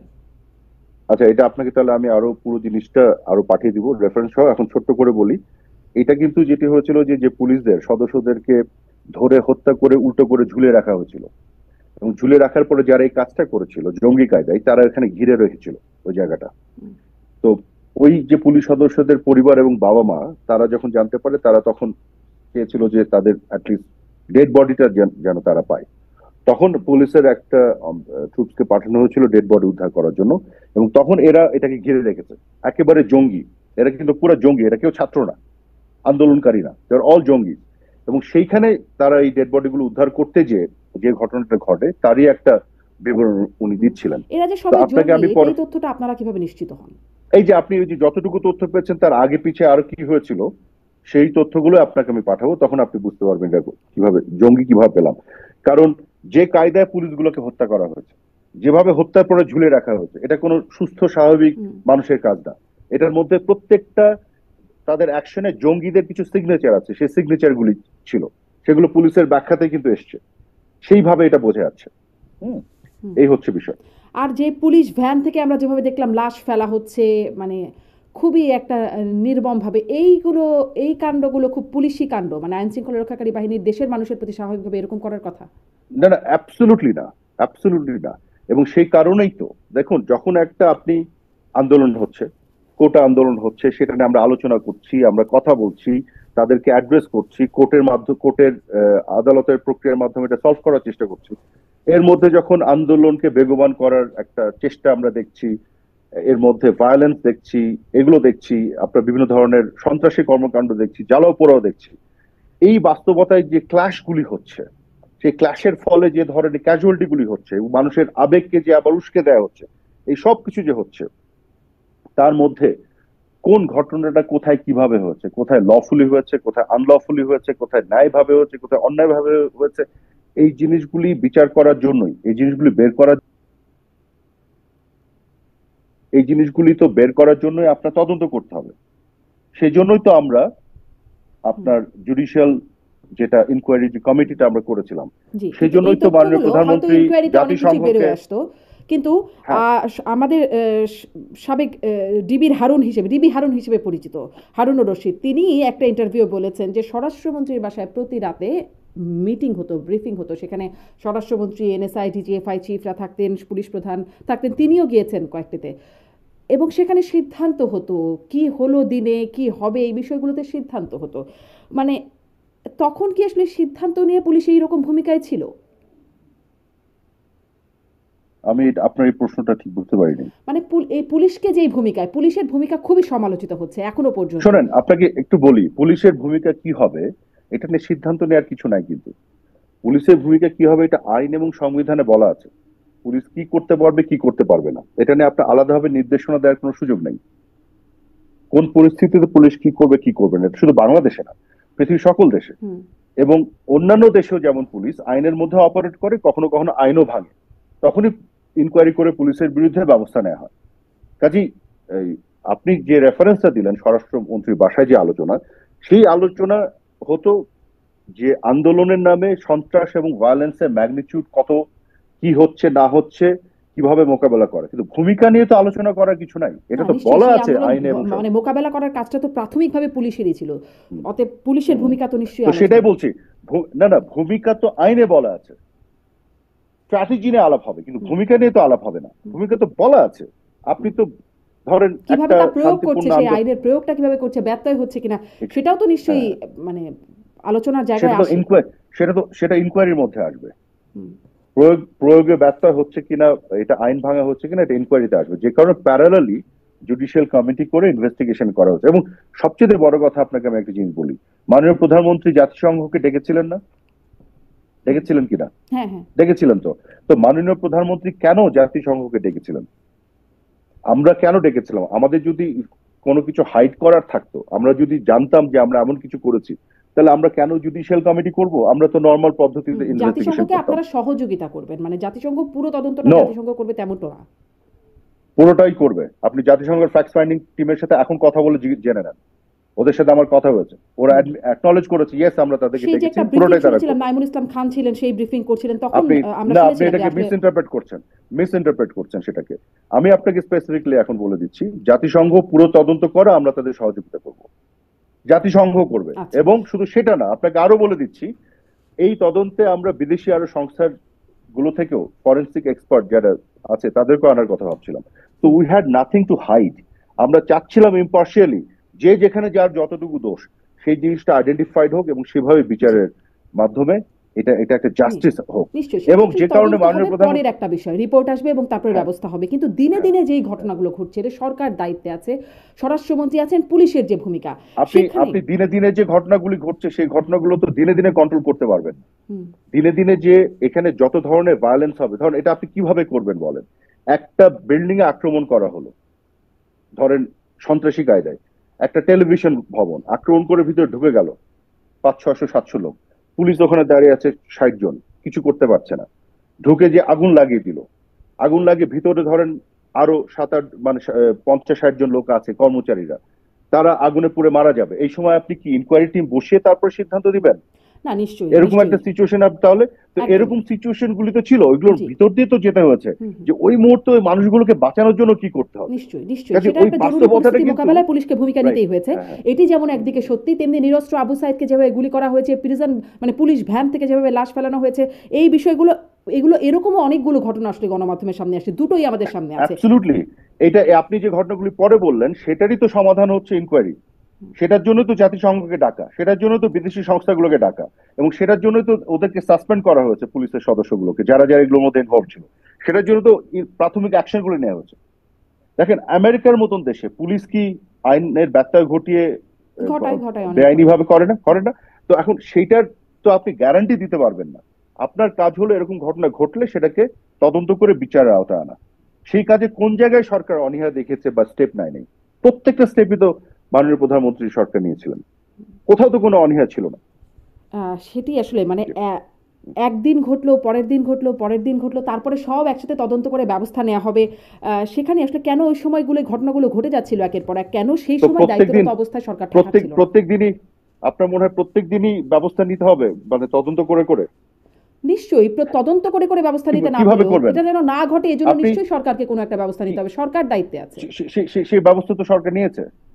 তারা যে বলেছে যে তারা কোটা বাতিল চায়, আমরা তো তাদেরকে অ্যাড্রেস করে বলেছি হ্যাঁ আমরা তো কোটা কোটা বাতিল করছি। তো আমরাই কোটা বাতিল করেছিলাম, আমরাই আবার কোটা বাতিল করার জন্য হাইকোর্টে আমরা সর্বোচ্চ আদালতে অ্যাপেলেট ডিভিশন লড়াই করছি, সেটা ব্যবস্থা আমরা নিয়েছি। আমরা তাদের মুখপাত্রদের সাথে বসে আলাপ করেছি না, তাদেরকে আমরা আশ্বস্ত করেছি, সেই ব্যবস্থা তো আমরা নিয়েছি। কোন জায়গায় আমাদের ব্যবস্থা ঘাটতি ছিল? ওই যে বলছিলাম কিন্তু যে তারপরও পুলিশ যদি যে ভূমিকাগুলো আমরা পুলিশকে তারপর দেখেছি। না তারপরও যদি আপনি একটা ষড়যন্ত্র অংশ হিসেবে এই ভায়োলেন্স চাপায় দেন এবং মানুষকে মানে মৃত্যুর আপনি ডেড বডি যদি আপনি মানে আরো বাড়াতে থাকেন মানুষ মন বিষানোর জন্য, তখন আপনি কি করবেন? আমরা তো সেখানে ব্যর্থ হয়েছি, আমি সেটা তো আপনাকে শুরুতেই কিন্তু বলে দিয়েছি। জি সেই জায়গাতে তো আমাদের ব্যর্থতা আছে। আচ্ছা, দেখেন এই হুট করে কি ব্যর্থতার মধ্যে খবর আসলো। আরেকটি কারণ মানে যেটি আলোচিত ব্যর্থতা, যেমন একটা পুলিশের ভূমিকার কথা বলছিলাম, ইন্টারনেট বন্ধ ছিল, একটা দীর্ঘ সময় ইন্টারনেট বন্ধ ছিল। 17 জুলাই রাত থেকে মোবাইল ইন্টারনেট বন্ধ, 18 জুলাই থেকে ব্রডব্যান্ড ইন্টারনেট বন্ধ হয়ে গেল একটা দীর্ঘ সময়। জুনায়েদ আহমেদ পলক, সাবেক তথ্য প্রতিমন্ত্রী, দুঃখিত আইসিটি প্রতিমন্ত্রী, তিনি বললেন, কখনো বলছেন ইন্টারনেট বন্ধ করা হয়েছে, কখনো বলছেন হয় নাই, কখনো বলছেন গুজব প্রতিরোধী, কখনো বলছেন ডেটা সেন্টারে আগুন লাগার কারণে। মানে এই বিষয়গুলো নিয়েও তখনই রিপোর্ট হচ্ছিল যে তিনি এক এক সময় এক এক কথা বলছেন। মানে বন্ধ করে লাভ কিছু হয়েছিল? গুজব আপনারা বলছেন গুজব ছড়ানো, সেগুলো তো প্রচুর জেনেছে, মানুষ ভেবেছে যে এই বন্ধ করে হত্যাকাণ্ড চালানো হচ্ছে, সেটি এখনো সেই বিষয়টা মানুষের মধ্যে ধারণা, একটা মানে গণমাধ্যমে অন্তত পক্ষে এই বিষয়গুলো আসছে। দেখুন এটা আপনাকে আমি স্পেসিফিক্যালি বলি, সিদ্ধান্ত নিয়ে ইন্টারনেট বন্ধ করা হয়েছিল পুরো বাংলাদেশে না, পুরো ঢাকা শহরে না, শুধু ঢাকা ইউনিভার্সিটি ক্যাম্পাসের আশেপাশে কিছু কিছু এরিয়া, সেটা কিন্তু তৎকালীন আইসিটি প্রতিমন্ত্রী বলেছিলেন। হুম। এবং এটার কারণ ছিল ওই ঢাকা ইউনিভার্সিটি ক্যাম্পাস কেন্দ্রিক কিছু গুজব ছড়ানোর বিষয় ছিল। এগুলো কিন্তু পৃথিবীর বিভিন্ন দেশে এই ধরনের নজির আছে। হ্যাঁ, জ্যামার ইউজ করা, ফোনের যাতে কনজেস্ট আপনার স্টপ হয়ে যায়, বা ইন্টারনেট যখন দেখে যে বিভিন্ন ধরনের গুজবের মাধ্যমে টেনশনটা আরো বাড়ানো হচ্ছে, এসকেলেট করা হচ্ছে, উস্কানো হচ্ছে, যার ফলে আরো আপনার ক্ল্যাশ বা আরো ধরেন হতাহতের ঘটনা ঘটতে পারে, তখন এই ধরনের সিদ্ধান্ত সরকার নেয় আসলে হতাহত কমানোর জন্য। এটা বাড়ানোর জন্য কখনো কোনো সরকার সিদ্ধান্ত নেয় না। এখন সিদ্ধান্ত নেওয়ার পরে তার আউটকামটা ভালো হয়েছে না খারাপ হচ্ছে সেটা অন্য আলোচনা আমরা এখন করতে পারি, ঠিক আছে। কিন্তু আমি যেটা বলতে যাচ্ছি, নিয়তটা যেটা ছিল সেটা কিন্তু ছিল যাতে এটা কমে, টেনশন কমে এবং হতাহত কমে। কারণ যত বাড়বে তত তো আমাদের ঘাড়ের মধ্যে সেটা পড়ছে। এবং পরবর্তীতে যেটা হলো, ডেটা সেন্টার তো সত্যি সত্যি পুরানো হয়েছিল যখন বন্ধ হয়ে গেল চারিদিকে, এটা তো আর সিদ্ধান্ত নিয়ে বন্ধ হয়নি। এবং ডেটা সেন্টার পুরানোর পরে যখন ডেটা সেন্টারটাকে আপ অ্যান্ড রানিং করা হলো, তারপরে দেখা গেল যে ফাইবার অপটিক কেবল যেটা আছে মাটির নিচে দিয়ে যাচ্ছে বিভিন্ন জায়গায়, সেগুলো কোথাও কোথাও মাটির উপরে যেতে হয় বিভিন্ন কারণে, যেখানে যেখানে উপরে আছে সেখানে আবার ডিসকানেক্টেড করা পুরানো। তো ওটাকে আবার ঠিক করা হচ্ছে, তারপরে দেখে আবার আপ হয় না কেন, আবার খুঁজে দেখা যাচ্ছে আরেক জায়গায় পুরানো আছে। এরকমও কিছু সমস্যা কিন্তু জেনুইনলি ছিল। হ্যাঁ হ্যাঁ, এটা আপনি ঠিক বলেছেন যে অনেকে এটা বিশ্বাস করেনি। পুরো দেশে ইন্টারনেট বন্ধ, মানে সেটা হয়তো কোনো জায়গায় জায়গায় ইন্টারনেটের ডিসরাপশন করতে পারে, কিন্তু পুরো দেশে ইন্টারনেট বন্ধ হয়ে যায় কি করে? না না না, মানে ডেটা সেন্টারে আগুন লাগার সাথে ইন্টারনেট বন্ধ হওয়ার সম্পর্ক কি? এইটা তো তাহলে আপনাকে একজন টেকনিক্যাল এক্সপার্ট আমি টেকনিক্যাল এক্সপার্টদের সাথেও কথা বলেছি, আমি যেটা বুঝেছি ওনাদের সাথে কথা বলে, যে ডেটা সেন্টার চলবার জন্য ইন্টারনেট লাগে, ইন্টারনেট চলবার জন্য তো ডেটা সেন্টার লাগে না। That's not true, that is not true. তাহলে কি তাহলে আসলে তখন ওনারা মোবাইল ভাবছেন অ্যাসোসিয়েশন বা কি যেন একটা, আমি ঠিক ডেটা সেন্টারটা পুরো, শুনেন, ডেটা সেন্টারটা পুরো হ্যাঁ যাওয়ার সাথে সাথে হ্যাঁ, ইন্টারনেটটা ফল করে গেল, কিভাবে কলাপস করলো তাহলে? সেটি কিভাবে সরকারের করলো? সিদ্ধান্ত হতে পারে। নো, নো, সিদ্ধান্ত হয়নি, ওইটা কলাপস করে গেছে। কিন্তু পুরো তারপরে দেশব্যাপী এটাকে ডেটা যখন সেন্টারে আগুন লাগার সাথে সাথে হ্যাঁ, মানে অনিশ্চয়ই অনেক হ্যাঁ, এখন যারা আসলে হ্যাঁ, এই বিষয়ে অভিজ্ঞ তারাও আসলে বিষয়টা দেখছেন। পুরো সে তখন দেশব্যাপী আপনাকে মুঠোফোন আমি বলি। গ্রাহক অ্যাসোসিয়েশন কম- তারা সংবাদ বিজ্ঞপ্তি দিয়ে পরেই বললেন যে এটা আসলে আইএসপি, এবি এবং বিটিআরসি ও দায়িত্বপ্রাপ্তরা ইন্টারনেট নিরাপত্তা গুজব প্রতিরোধে ব্যর্থতার দায় মহাখালী ডেটা সেন্টারের উপর চাপিয়ে দিচ্ছে। এটি তখনই আর কি সেই রিপোর্টটা বলছিলেন মুঠোফোন গ্রাহক অ্যাসোসিয়েশনের পক্ষ থেকে এই সংবাদ বিজ্ঞপ্তি। পরবর্তীতে এই সরকার, অন্তর্বর্তী সরকার গঠনের পরেও আসলে তদন্ত, তাদের তথ্য মন্ত্রণালয় তদন্ত প্রতিবেদনে এই বিষয়টি এসেছে। আহ, হ্যাঁ, এবং আমিও একটু কথা বলছিলাম যে ডেটা সেন্টার বন্ধের সাথে আসলে ইন্টারনেট বন্ধের কোনো সম্পর্ক সেরকম মানে সরাসরি হতে পারে, ধীর হয়ে যাবে, কিন্তু বন্ধ হয়ে যাবে কেন দেশব্যাপী? না, বন্ধই হয়ে যাবে, বন্ধ হয়ে গিয়েছিল তখন, পুরোটাই তো পুড়ে গিয়েছিল। একটা সেন্ট্রালি ম্যানেজ যে জায়গা থেকে আপনার যে মেইন হাবটা যেখানে থাকে সেখান থেকে আপনি কানেকশন গুলি চারিদিকে দেন, সেখানে যখন জিনিসটা ডিসফাংশনাল হয়ে যাবে তখন পুরো ওখান থেকে দেশে তো তো হবেই। কানেকশন দেওয়া হয় না, ডেটা সেন্টার থেকে তো কানেকশন যায় না মোহাম্মদ আরাফাত। ডেটা সেন্টারে কি থাকে? ডেটা সেন্টারে ডেটা থাকে। শুধু কি ডেটা থাকে? হ্যাঁ, ইন্টারনেট তো এখন আরেক সেখান এখন থেকে এটা আসে, শোনেন, এটা ইন্টারনেট আসে এটা স্যাটেলাইট সমস্যা হচ্ছে থেকে কি, বা সাবমেরিন কেবলের মাধ্যমে। ও, ইন্টারনেট স্যাটেলাইট থেকে আসে, হ্যাঁ, সকল ইন্টারনেট স্যাটেলাইট থেকে আসে, আসার সাবমেরিন পরে কেবলের তারপরে মাধ্যমে আসতে পারে। হ্যাঁ, তারপরে তো ওই কেবলগুলি কোথায় কানেক্টেড থাকে? ডেটা সেন্টার তো আসলে ডেটা রাখবার জায়গা, তাই না? কেবলগুলি মানে এটি সাবমেরিন, আসলে, না না, আমি যদি আপনি কেবল, এক্সপার্টের কথা বলেন, আমি এক্সপার্টের কথা বলি, আমার কথা আমি হয়তো ভালোভাবে ব্যাখ্যা করতে নাও পারি বিষয়টা, আমি যেহেতু এক্সপার্ট হ্যাঁ, না। হ্যাঁ, হ্যাঁ। এই জন্য, আপনি, হ্যাঁ, জি, এই জন্য মুঠোফোন আমি গ্রাহক বলছি যেহেতু অ্যাসোসিয়েশন আপনি তারা যে সংবাদ বিজ্ঞপ্তিতে আপনাদের সরকার থাকার সময় এই কথাটা বললো, সেটি কি তারা ভুল বলেছে তাহলে? ভুল বলেছেন। এখন ডিপেন্ড করছে আপনি কাদের কথাটা নিবেন। অনেকে তো অনেক কথাই বলেছে, কোনটা সত্য কোনটা মিথ্যা এটা আপনার উপর আমি ছেড়ে দিলাম। আর ডিপেন্ড করবে, আপনি ধরেন আপনার একটা জিনিস হতে পারে আপনার নিজেরই এক্সপার্টিস আছে, জানা আছে, হ্যাঁ, so you know it from your own knowledge. আর একটা হচ্ছে আপনি you don't know much very well, সেটা আমার ক্ষেত্রে অনেক অন্যান্য অনেক বিষয়ের ক্ষেত্রে প্রযোজ্য। সেই ক্ষেত্রে দুজন কন্ট্রাডিক্টরি কথা বললে আমি তারটা বিশ্বাস করবো, অথবা আমি নিজে এটা ব্যাপারে জেনে শুনে তারপরে বুঝি। কিন্তু এইটা ঠিক না, যেটা আপনাকে যদি কেউ বলে থাকে পুরো ভুল কথা বলেছে, যে ডেটা সেন্টার যেটা মহাখালীতে যেটা আছে এবং ডেটা সেন্টার ভিতরে যে অ্যারেঞ্জমেন্টটা আছে এটা পুড়ে গেলে এটার সাথে কোনো সম্পর্ক নাই, এটা যদি কেউ বলে থাকে সে পুরো ভুল কথা বলেছে আপনাকে। ডেটা সেন্টার ডেটা থাকে এটাও যেমন সত্যি, ওইখানে যে অ্যারেঞ্জমেন্টটা ছিল সেটা কিন্তু একটা হাব হিসেবে কাজ করলো, কানেক্টিভিটি হাব ছিল ওইটা। সেই কানেক্টিভিটি হাব পুড়ে গেলে কিছু হবে না, এই কথা যদি কেউ বলে থাকে তাহলে পুরো কিছু ভুল কথা হবে না বলেছে। তা হয়তো না, কিন্তু পুরো দেশে ইন্টারনেট বন্ধ হয়ে যাবে এটা না। পুরো দেশেই তো যাবে, দেশে শোনেন ইন্টারনেট গুলো কি পুরো ডিসকানেক্টেড, আলাদা আলাদা হবে, বিভিন্ন সোর্স থেকে আসে? এটা তো একটা সেন্ট্রালাইজ জায়গাতে এসে জমে না, কনভার্ট করে না। কাজে এটা নিয়ে আসলে কথা বলে লাভ নাই, কারণ এখানে আপনার খুব ভালো আইডিয়া নাই, এবং হ্যাঁ হ্যাঁ আমার যেটা মনে হচ্ছে যে আপনি ডানে ভাবে কিছু লোকজনের কথা শুনে ওটাকে বিশ্বাস করছেন ফেস ভ্যালুতে নিয়ে, হ্যাঁ হ্যাঁ, তার ভিত্তিতে কোশ্চেন গুলি করছেন। এই জন্য আমরা কিন্তু এটা নিয়ে খুব একটা সলিউশনে যেতে পারবো না। বাট আপনাকে এটার উত্তরটা এভাবেই দেই, যে কারণ আপনার প্রশ্নগুলো হচ্ছে খুব একটা এডুকেটেড না, আমার অ্যান্সার গুলো হয়তো খুব একটা এডুকেটেড হচ্ছে না, বুঝতে পারছি না বলে, কারণ আমি I am also not very expert.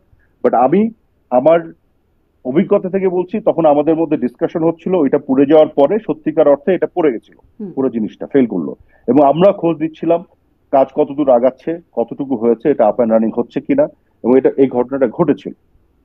তো এটা আমি আপনাকে আমার অভিজ্ঞতা থেকে বলতে পারি। জি।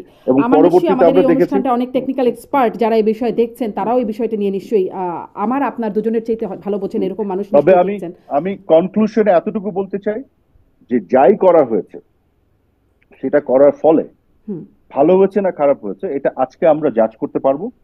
কিন্তু ওই সময় যাই করা হয়েছে, ইন্টেনশনটা ছিল যতটা টেনশন কমুক, যতটা ক্যাজুয়ালিটি কমুক, যতটা শান্তি নিয়ে আসা যায়। কোনো ইন্টেনশন ছিল না যেগুলো সবকিছু বন্ধ টন্ধ করে আরো হত্যাকাণ্ড বাড়ানো, কিলিং করা, এই করা, যেগুলো অনেক ধরনের প্রপাগান্ডা গুজব ছড়ায় না অনেকে, হুম, দ্যাট ইজ অ্যাবসলিউটলি মিথ্যা। এতটুকুই আপনাকে আমি বলতে পারি। জি। আপনি আপনাদের ইন্টেনশনের কথাটা স্পষ্ট করছিলেন যে ইন্টেনশনটা আপনাদের কী ছিল। আহ, ঠিক আছে, একটু পরের দিকে আগাই যে এই আন্দোলনের বাইরে, মানে এই আন্দোলনটা না করি, এই প্রশ্নটাই মাঝে মাঝে আসলে জিজ্ঞাসা করি, এভাবে না হয়ে আওয়ামী লীগ সরকারের যদি পরিবর্তনের মানুষ চিন্তা করে সেটির কীরকম সুযোগ ছিল আসলে? যেমন 14তে একরকম নির্বাচন হয়েছে, বিনা প্রতিদ্বন্দ্বিতায় 154 জন চলে গেছেন সংসদে, বা ভোট আসলে সেভাবে হয় নাই। 18তে যে নির্বাচন হয়েছে সেখানে একটা অংশগ্রহণমূলক নির্বাচন হয়েছে, সেখানে ওই যে বলে না বৃক্ষ তোমার নাম কি ফলে পরিচয়, ফলে দেখা গেছে মাত্র 6টা আসন বিএনপির। সেখানেই একটা সন্দেহের জায়গা, এবং নানান রকম রিপোর্ট সেই সময়েই এসেছে, আপনাদের সরকারের সময়ই এসেছে সেই নির্বাচনটি নিয়ে। 24-এ একটা নির্বাচন ছিল, সেখানেও আসলে মানুষের হাতে বিকল্প ছিল না, আমি ভোট দেই বা না দেই, আওয়ামী লীগে যাবে, সরকার গঠন করবে।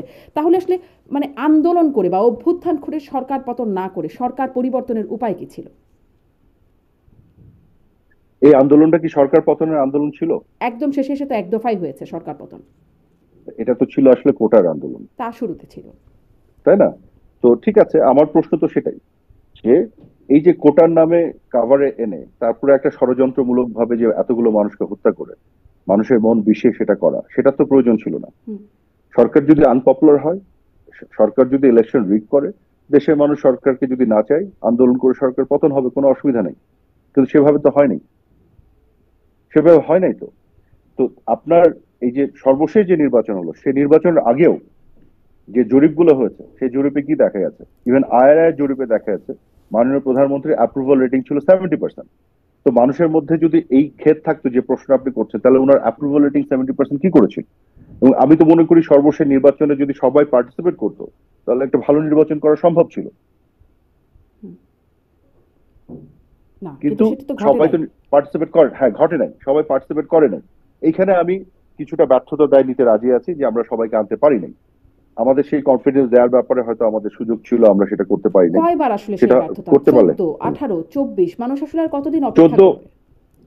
14 ব্যাপারটা তো আলাদা ছিল। 14 ব্যাপারে তো ধরেন ওখানে ইলেকশন আসবেই না, তারা মানে অগ্নি সন্ত্রাস করেছে, হ্যাঁ, যুদ্ধাপরাধের বিচার চলছে, সেটাকে আটকে দেওয়ার একটা ষড়যন্ত্র ছিল, অনেক কিছু ছিল। কিন্তু সর্বশেষ নির্বাচনে এসে একটা তো উদ্যোগ ছিল, এবং ইলেকশন কমিশনকে শক্তিশালী করা থেকে শুরু করে বিভিন্ন ধরনের রিফর্মস কিন্তু আমরা করেছিলাম গত 15 বছরে। 82টার মতন রিফর্মস করা হয়েছিল, এবং সেগুলোতে কিন্তু আমরা যদি সকলের কোঅপারেশন পেতাম, একটা ফাউন্ডেশন তৈরি করা যেত ইলেকট্রাল প্রসেসের। সেখানে কিন্তু কোঅপারেশন লাগে, একতরফা আসলে করা যায় না। কিন্তু ওইখানেও কিন্তু আসলে আমরা সবার কোঅপারেশনটা পাইনি। পান নাই। আমরা কিন্তু 18 চেয়েছিলাম নির্বাচনে একটা এসে তারা সিস্টেম। যখন দেখেছে তারা আসলে খুব মানে এটা নির্বাচনটা সঠিকভাবে হচ্ছে না, তখন তারা আবার 24-এ কেন যাবে আপনাদের উপর বিশ্বাস করে? দেখেন, 18 নির্বাচনে আপনাকে বলি, এখানে অবশ্যই আমাদের দিক থেকে অনেক ভুল ভ্রান্তি এবং ব্যর্থতা ছিল, এখানে আমি অস্বীকার করবো না। But at the same time 18 নির্বাচনে যে আপনি যেটা দাবি করলেন আপনার প্রশ্নে, যে তারা এসে দেখতে আসছিল, তারা কিন্তু দেখতে আসেনি। 18 নির্বাচনটা তারাও করেনি। 300 আসনে 800 নমিনেশন দিয়ে একটা নির্বাচন হয় না। হ্যাঁ, যাদেরকে আপনি নমিনেশন দিচ্ছেন, দেওয়ার পরে আবার তাদেরকে আপনি ক্যাম্পেইন করছেন না, আপনি পোলিং এজেন্ট দিচ্ছেন না। কাজে ওই নির্বাচন তারা কিন্তু জাস্ট নামকা অবস্থা দেখানোর জন্য এসেছিল, নির্বাচনটাকে বিতর্কিত করার জন্য। তো কাজেই একটা জিনিস যেটা হচ্ছে যে আমাদের দিকের যে ভুল ভ্রান্তি ব্যর্থতাগুলোকে আমি অস্বীকার করবো না, but at the same time অন্য পক্ষ থেকেও যে কোঅপারেশন পার্টিসিপেশনের জেনুইন যে দরকার ছিল, সেখানেও কিন্তু সেটারও কোনো আমরা সেজন্য তারা লক্ষণ হারবে, দেখিনি। সেজন্য তারা হারবে, সেটি তাদের জায়গা। কিন্তু মানে না না, যেহেতু হারবে সরকারে কেন? আপনারা, হারবে কেন? হারবে কেন? ওই যে এখান থেকে আপনারা তো একটা বলছিলেন, বিজয় আপনি নিয়ে বললেন আসা, যেটি তারা যে সঠিকভাবে বিতর্কিত করে না করা, নির্বাচনটা। নির্বাচনকে বিতর্কিত করা, এটাই তো যদি লক্ষ্য হয়, তাহলে হারবে কেন? নির্বাচনকে বিতর্কিত করা, আমাদের উপর কিছু দোষ চাপানো, এই জিনিসগুলো তো আপনিও করার বলছিলেন সুযোগ যে থাকে। চাপানোর তো জায়গা না, যেমন ধরুন মানে তখন আপনারা দেখেছেন নিশ্চয়ই, তখন বিবিসির রিপোর্টারে এসেছে, দেখেছেন যে সকালবেলা ভোট শুরু হওয়ার আগেই ব্যালট বাক্স ভর্তি হয়েছে, এরকম কিছু খবর আছে, এইগুলো নানান রকম আছে। সেই তার বাইরে যদি বিবিসির কোন দেখেন যে রিপোর্টে, বিবিসির কোন রিপোর্টে এটা দেখেছেন আপনি? আমি আপনাকে রিপোর্টার লিংকও সেন্ড করে দিতে পারি, বিবিসির কয়েকটা রিপোর্ট। আমি দেখেছি রিপোর্ট, হ্যাঁ হ্যাঁ একটা রিপোর্ট, কয়েকটা রিপোর্ট না। হ্যাঁ, আমি এবং আপনাকে কোথাও ইভেন বিবিসি লিংকও কোন, পাঠিয়ে দিতে পারি, নো, আমি লিংক আমি বিবিসির, ইনফ্যাক্ট এখানে দিয়ে দিতে পারি না আমার না, শো আমার নিচে। কাছে, আমার কাছে দিয়ে দেন, আমার কাছে তো আছে। কিন্তু আপনি যেটা বলছেন ওই লিঙ্কে তো ওই ঘটনা নাই। কোন ঘটনা? লিঙ্কে যেটা আপনি বলছেন যে বিবিসি রিপোর্টে আপনি দেখেছেন যে ব্যালট বাক্স স্টাফ করা হচ্ছে, রাইট? মানে ভোট শুরুর আগেই রিপোর্টাররা গিয়ে দেখেছেন যে ব্যালট বাক্স ভর্তি। না, এখানে যেটা দেখা গেছে, একটা ব্যালট বাক্স নিয়ে একটা মুভমেন্ট দেখা গেছে, একটা ফুটেজে দেখানো গেছে। এবং যে কেন্দ্রে এই ঘটনাটা ঘটেছে, আপনার কেন্দ্র কতগুলি আছে গোটা বাংলাদেশে হিসাব করেন, পোলিং বুথ কতগুলি আছে আপনি দেখেন। 2,77,000 মতন পোলিং বুথ আছে। যেসব বুথে এই ধরনের টুকিটাকি অ্যানামলিস ছিল, অভিযোগ এসে, সেটাকে কিন্তু স্টপ করে দেওয়া হচ্ছে। ওই বুথ কিন্তু ইলেকশন কমিশন ঘোষণা দিয়ে স্টপ করে দিয়েছে ইলেকশন, ওখানে কিন্তু ইলেকশন হয়নি, ওটা ভোট গণনা হয়নি। কাজে আমি কিন্তু আপনাকে যেটা বলতে চাই যে এরকম ঘটনা যে কোথাও ঘটে নাই সেটা না, কিন্তু যেখানে ঘটেছে সেখানে কিন্তু অ্যাকশন নেওয়া হয়েছে। কি অ্যাকশন নেওয়া হলো? ধরো নির্বাচন কমিশনের ওয়েবসাইটে বলা হয়েছে যে কেন্দ্রভিত্তিক ফলাফল পর্যালোচনা করে 213টি কেন্দ্রে শতভাগ ভোট পড়েছে অন্তত 1889টি কেন্দ্রে 95 থেকে 99%, 99.99% ভোট পড়েছে। কিন্তু তারপরে তো আসলে কোনো ব্যবস্থা হয় নাই। প্রধান নির্বাচন কমিশনের কাছে বলা হলে তিনি বলেছেন গেজেট হয়ে গেছে, এখন আর কিছু করার নেই। না, দ্যাটস নট ট্রু। কতগুলি পোলিং বুথে আপনি বললেন? 213টি কেন্দ্রে শতভাগ ভোট পড়েছে। 213টি কেন্দ্র না পোলিং বুথ? কেন্দ্র, কেন্দ্র মানে বুথ। জি। বুথ, হ্যাঁ। রাইট। কেন্দ্র হ্যাঁ। আর বুথের মধ্যে পার্থক্য আছে, কিন্তু এক জি। একটা কেন্দ্রে আবার অনেক বুথ থাকে। হুম, হ্যাঁ। ঠিক আছে। তো টোটাল কতগুলি পোলিং বুথ আছে গোটা বাংলাদেশে? 2,77,000-এর বেশি, if I am not mistaken. হুম হুম কাজে আপনি যে 200টা পোলিং বুথে যদি কিছু অ্যানোমালিস থাকে, সেটা কিন্তু গেজেটের সাথে সম্পর্ক না। যদি দেখা যায় যে অন্যান্য সবগুলোতে এইগুলোতে যদি আপনি কারেকশনস করেন, তারপরও মূল নির্বাচনের ফলাফলে পরিবর্তন হবে না, তখন সেগুলো আর করার প্রয়োজন হয় না। কিন্তু তারা এগুলোতে অ্যাকশন আসলে নিয়েছে। কেন্দ্রই রিপোর্ট, একটা জিনিস আসলে বলি, কেন্দ্রই বলা আছে। হ্যাঁ, কেন্দ্রে পড়েছে না শতভাগ ভোট, অন্তত না, 1889টি কেন্দ্রে এটা পড়েছে 95 থেকে 99% ভোট। এগুলো বুথ, এগুলো আসলে কেন্দ্র না, বুথ।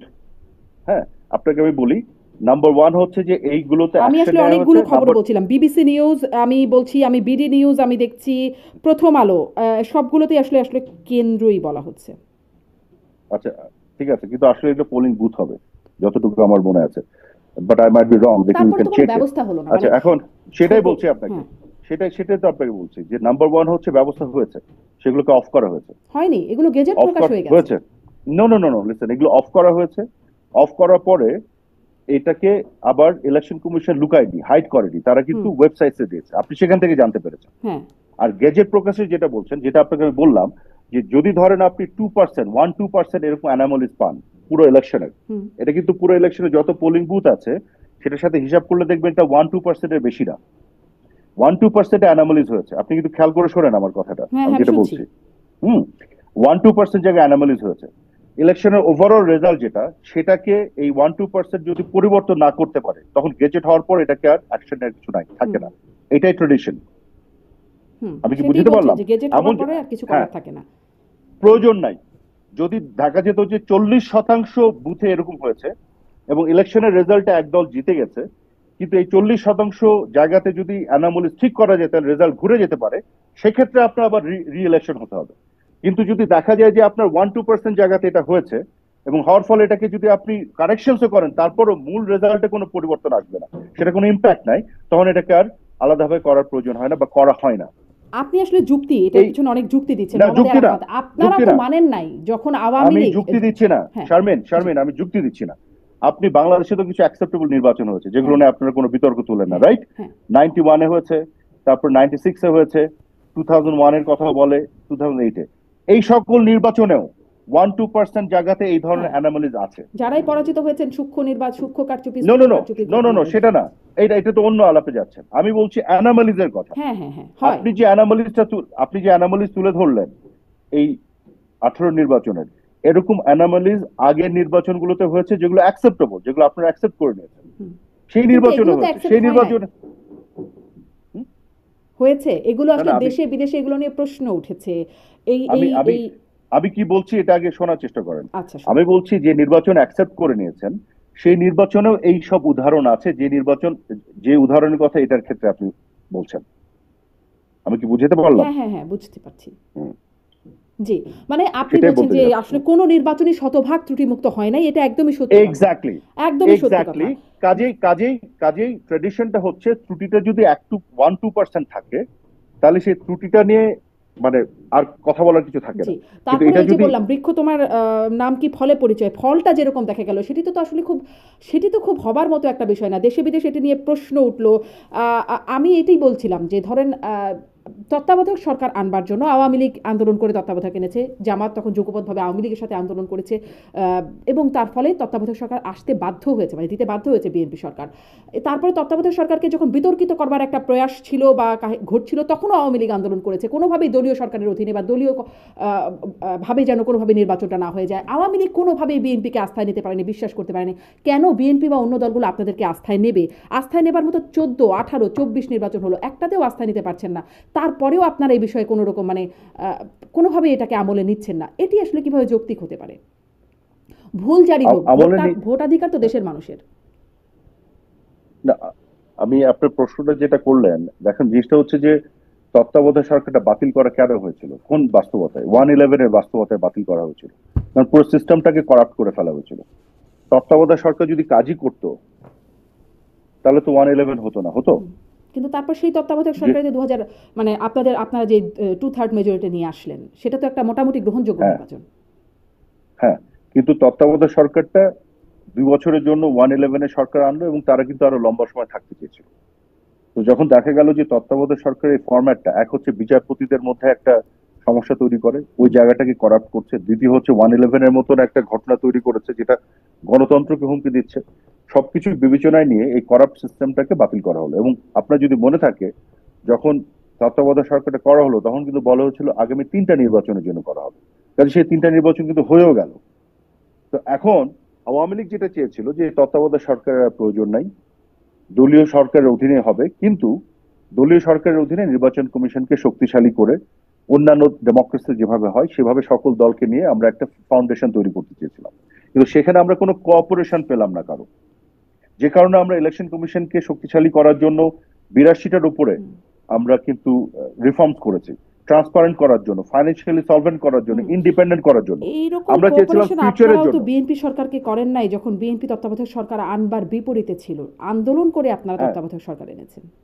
রাইট, রাইট, তখন তো তত্ত্বাবধায়ক সরকার করাপ্ট ছিল না, তখন তো তত্ত্বাবধায়ক সরকারের ভুল ভ্রান্তিগুলি এক্সপোজড হয়নি, তখন কিন্তু তো 111 এর ঘটনা ঘটে নাই। তারপরে যখন আপনারা 14 এবং 18-তে দেখলেন যে আসলে বাস্তবতাটা এরকম যে একটা গ্রহণযোগ্য নির্বাচন হচ্ছে না, সেটি কারো ব্যর্থতা, কারো অসহযোগিতা, নানান রকম আপনাদের চিহ্নিত কারণে, আপনারা আসলে কি কোনো ব্যবস্থা নিলেন যাতে আসলে এটাকে অংশগ্রহণমূলক? এমনকি সাবেক আমরা পররাষ্ট্রমন্ত্রী ডক্টর হাসান আমরা মাহমুদ তিনিও বলেছেন বিএনপিকে না আনতে পারাটা, নির্বাচনে না আনতে পারাটা ব্যর্থতা। একের পর এক, একবার হলো ব্যর্থতা বুঝে গেলাম, পরের বার হলো, তারপরে আর কতদিন মানুষ এভাবে আসলে ভোট না দিয়ে অপেক্ষা করবে ব্যর্থতা শুধরানোর জন্য? আপনার এই প্রশ্নের কোনো কিছু বুঝলাম না আমি, কি প্রশ্ন করলেন এটা? I don't understand this. মানে 14-তে মানুষ ভোট দিল না, একটা বাস্তবতা সেই সময়, সেটির কথা আপনি বললেন। 18-তে অবস্থাটা এরকম গিয়ে দাঁড়ালো, বিএনপি মাত্র 6টা ভোট পেল সেখানে, মানে 6টা ভোট না, দুঃখিত, 6টি আসন পেল। 24-এ আবারও সেই একই রকম অংশগ্রহণ হলো না, মানুষ আসলে বিকল্প পেল না কাকে, মানে যাকেই ভোট দিয়ে আওয়ামী লীগ ক্ষমতায় আসবে, বিষয়টা এরকম। না, না, না, না, সেটাই তো আপনাকে আমি বলছি যে সেইখানে আমাদের কিছুটা তো ব্যর্থতা আছে, বিএনপি কে বা অন্যান্যদেরকে নিয়ে আসতে না পারা। আমরা চেয়েছিলাম যে একটা ইনক্লুসিভ একটা নির্বাচন হোক, ইনক্লুসিভ একটা ইলেকট্রাল প্রসেস দাঁড়াক, যে ইলেকট্রাল প্রসেসটা আমাদের তত্ত্বাবধায়ক সরকার ছাড়াই যাতে আমরা তৈরি করতে পারি। পার্শ্ববর্তী ভারতে হচ্ছে না, পৃথিবীর অন্যান্য ডেমোক্রেসিতে হচ্ছে না, আমরা কেন পারবো না? সেই জিনিসটা আমরা চেয়েছিলাম কিন্তু করতে পারিনি, এবং কোঅপারেশনটা পেলাম না বলেই আমরা আগাতে পারিনি। আমরা কিন্তু একতরফা হবে এই রিফর্মস গুলি করে গেছি, বাট আমরা কোনো কোঅপারেশন পাইনি। আমি তো সেটাই আপনাকে বলছি। তো আমরা ওইটাই করে যাচ্ছিলাম চেষ্টা, কারণ আমরা যখন তত্ত্বাবধায়ক সরকারের ওই ফরম্যাটটার মধ্যে যখন আহ, আহ, ভুলগুলো এক্সপোজ হয়ে গেল, সেটা তো আমরা যখন চেয়েছিলাম তখন এক্সপোজ হয়নি। আমরা তো যখন চেয়েছিলাম তখন তো এক্সপোজ হয়নি, বা তখন তো বিএনপি সেই রিফর্মস গুলো করে নাই যে তত্ত্বাবধায়ক সরকার ছাড়াও যাতে ইলেকট্রাল প্রসেস দাঁড়াতে পারে। মানে আমরা তো যখন তাতে ভুলগুলো আসলে এক্সপোজ মানুষ হলো ভোট তখন দিতে এটা সরলাম। পারুক বা না পারুক, আপনারা এই চেষ্টাটা না, করেই যাচ্ছেন। না, না, সেটাই, আমরা মানুষকে ভোট দিতে যেতে পারে সেটা ব্যবস্থার জন্যই চেষ্টা করে যাচ্ছিলাম। চেষ্টাই তো করে যেতে হবে, আর কি করব, জি, তাই না? জি, মানে মানুষ আসলে আর কতদিন, 14 18 24-এর পরে আর কতদিন এই চেষ্টাই শুধুমাত্র নজর রাখতো? মানে যখন এই চেষ্টাটা সফল হচ্ছে না মানে তখন কি আপনারা কি, করতে হতো তাহলে, কি করতে হতো? চেষ্টা মানে না করে আর কি করার ছিল? আপনাদের দাবি মেনে যেমন বিএনপি বাধ্য হয়েছিল তত্ত্বাবধায়ক সরকার আনতে, আপনারাও তো দাবি কিছু না মানতে পারতেন। আপনি তো বারে বারে একই কথা বলছেন। বিএনপি যখন বাধ্য হয়েছিল তখন তত্ত্বাবধায়ক সরকার করাপ্ট ছিল না, হ্যাঁ, আমরা যখন বাতিল করেছি তখন এটা করাপ্টেড একটা ফরম্যাট হয়ে গেছে। তো দুইটার মধ্যে কি আপনি কোনো পার্থক্য দেখতে পাচ্ছেন না?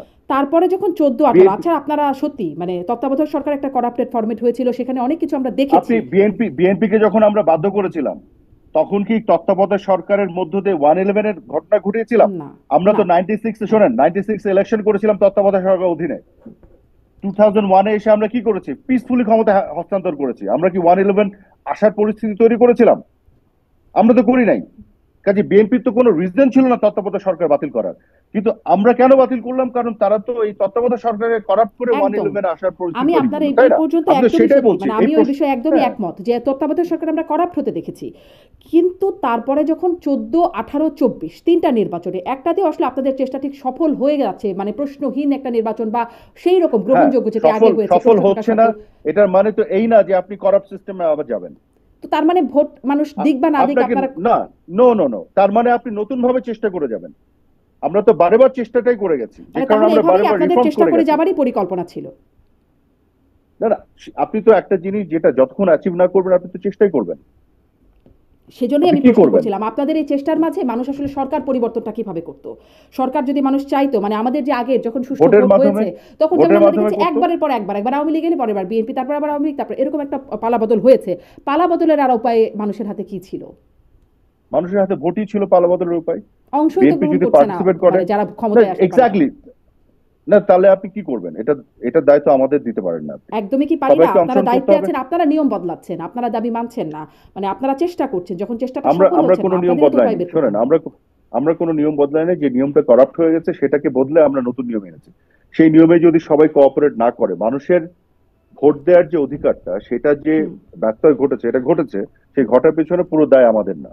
আমি সেটাই বলতে চাচ্ছি, আমাদের যতটুকু ব্যর্থতা আছে সেটা আমরা নিচ্ছি, কিন্তু এখানে অন্যদেরও দায় আছে, হ্যাঁ নিশ্চয়ই অন্যদের যারা দায় এখানে আছে, এটা কোঅপারেশনটা অস্বীকার করে না করার কোনো উপায় এখানে। নাই, কিন্তু এক্স্যাক্টলি, আপনাদের, এক্স্যাক্টলি, আমি সেটাই বলছি। হ্যাঁ আপনাদের কাজে এটা মানে আপনাদের সামগ্রিকভাবে, বানানো যেটিকে আপনারা যৌক্তিক সামগ্রিকভাবে মনে করেছেন সেটিকে কি আর কেউ অযৌক্তিক মনে করতে পারে না, মানে সেটির বিরুদ্ধে দাবি তুলতে পারে না, অন্য কোনো যৌক্তিক গ্রাউন্ড কি অবশ্যই থাকতে? পারে, অবশ্যই পারে, কেন পারবে না? জি, সেখানে অবশ্যই আসলে আমার পারে, প্রশ্ন কিন্তু ছিল যে আমি, মানুষ ক্ষমতার পালাবদলটা হ্যাঁ, কিভাবে করতো, 24-এও যেভাবে আমি নির্বাচন। ওই সেটারই উত্তর আপনাকে বারে বারে আমি দিচ্ছি, কিন্তু আপনি একই প্রশ্ন বারবার রিপিট করে যাচ্ছেন। জি, যে আচ্ছা পালা মানুষ বদলের জন্যই তো নিশ্চয়ই, আমরা সাধারণ এতগুলো, মানুষ শুনছেন যারা, তারা নিশ্চয়ই শোনেন, উত্তর পেয়েছেন। সে না, সে তারা পায় নাই। আপনি এভাবে বারেবার রিপিটেড একটা একই জিনিস উত্তর দিচ্ছে, আপনি ইগনোর করে আবার একই হুম প্রশ্ন হুম। করলে তো মুশকিল।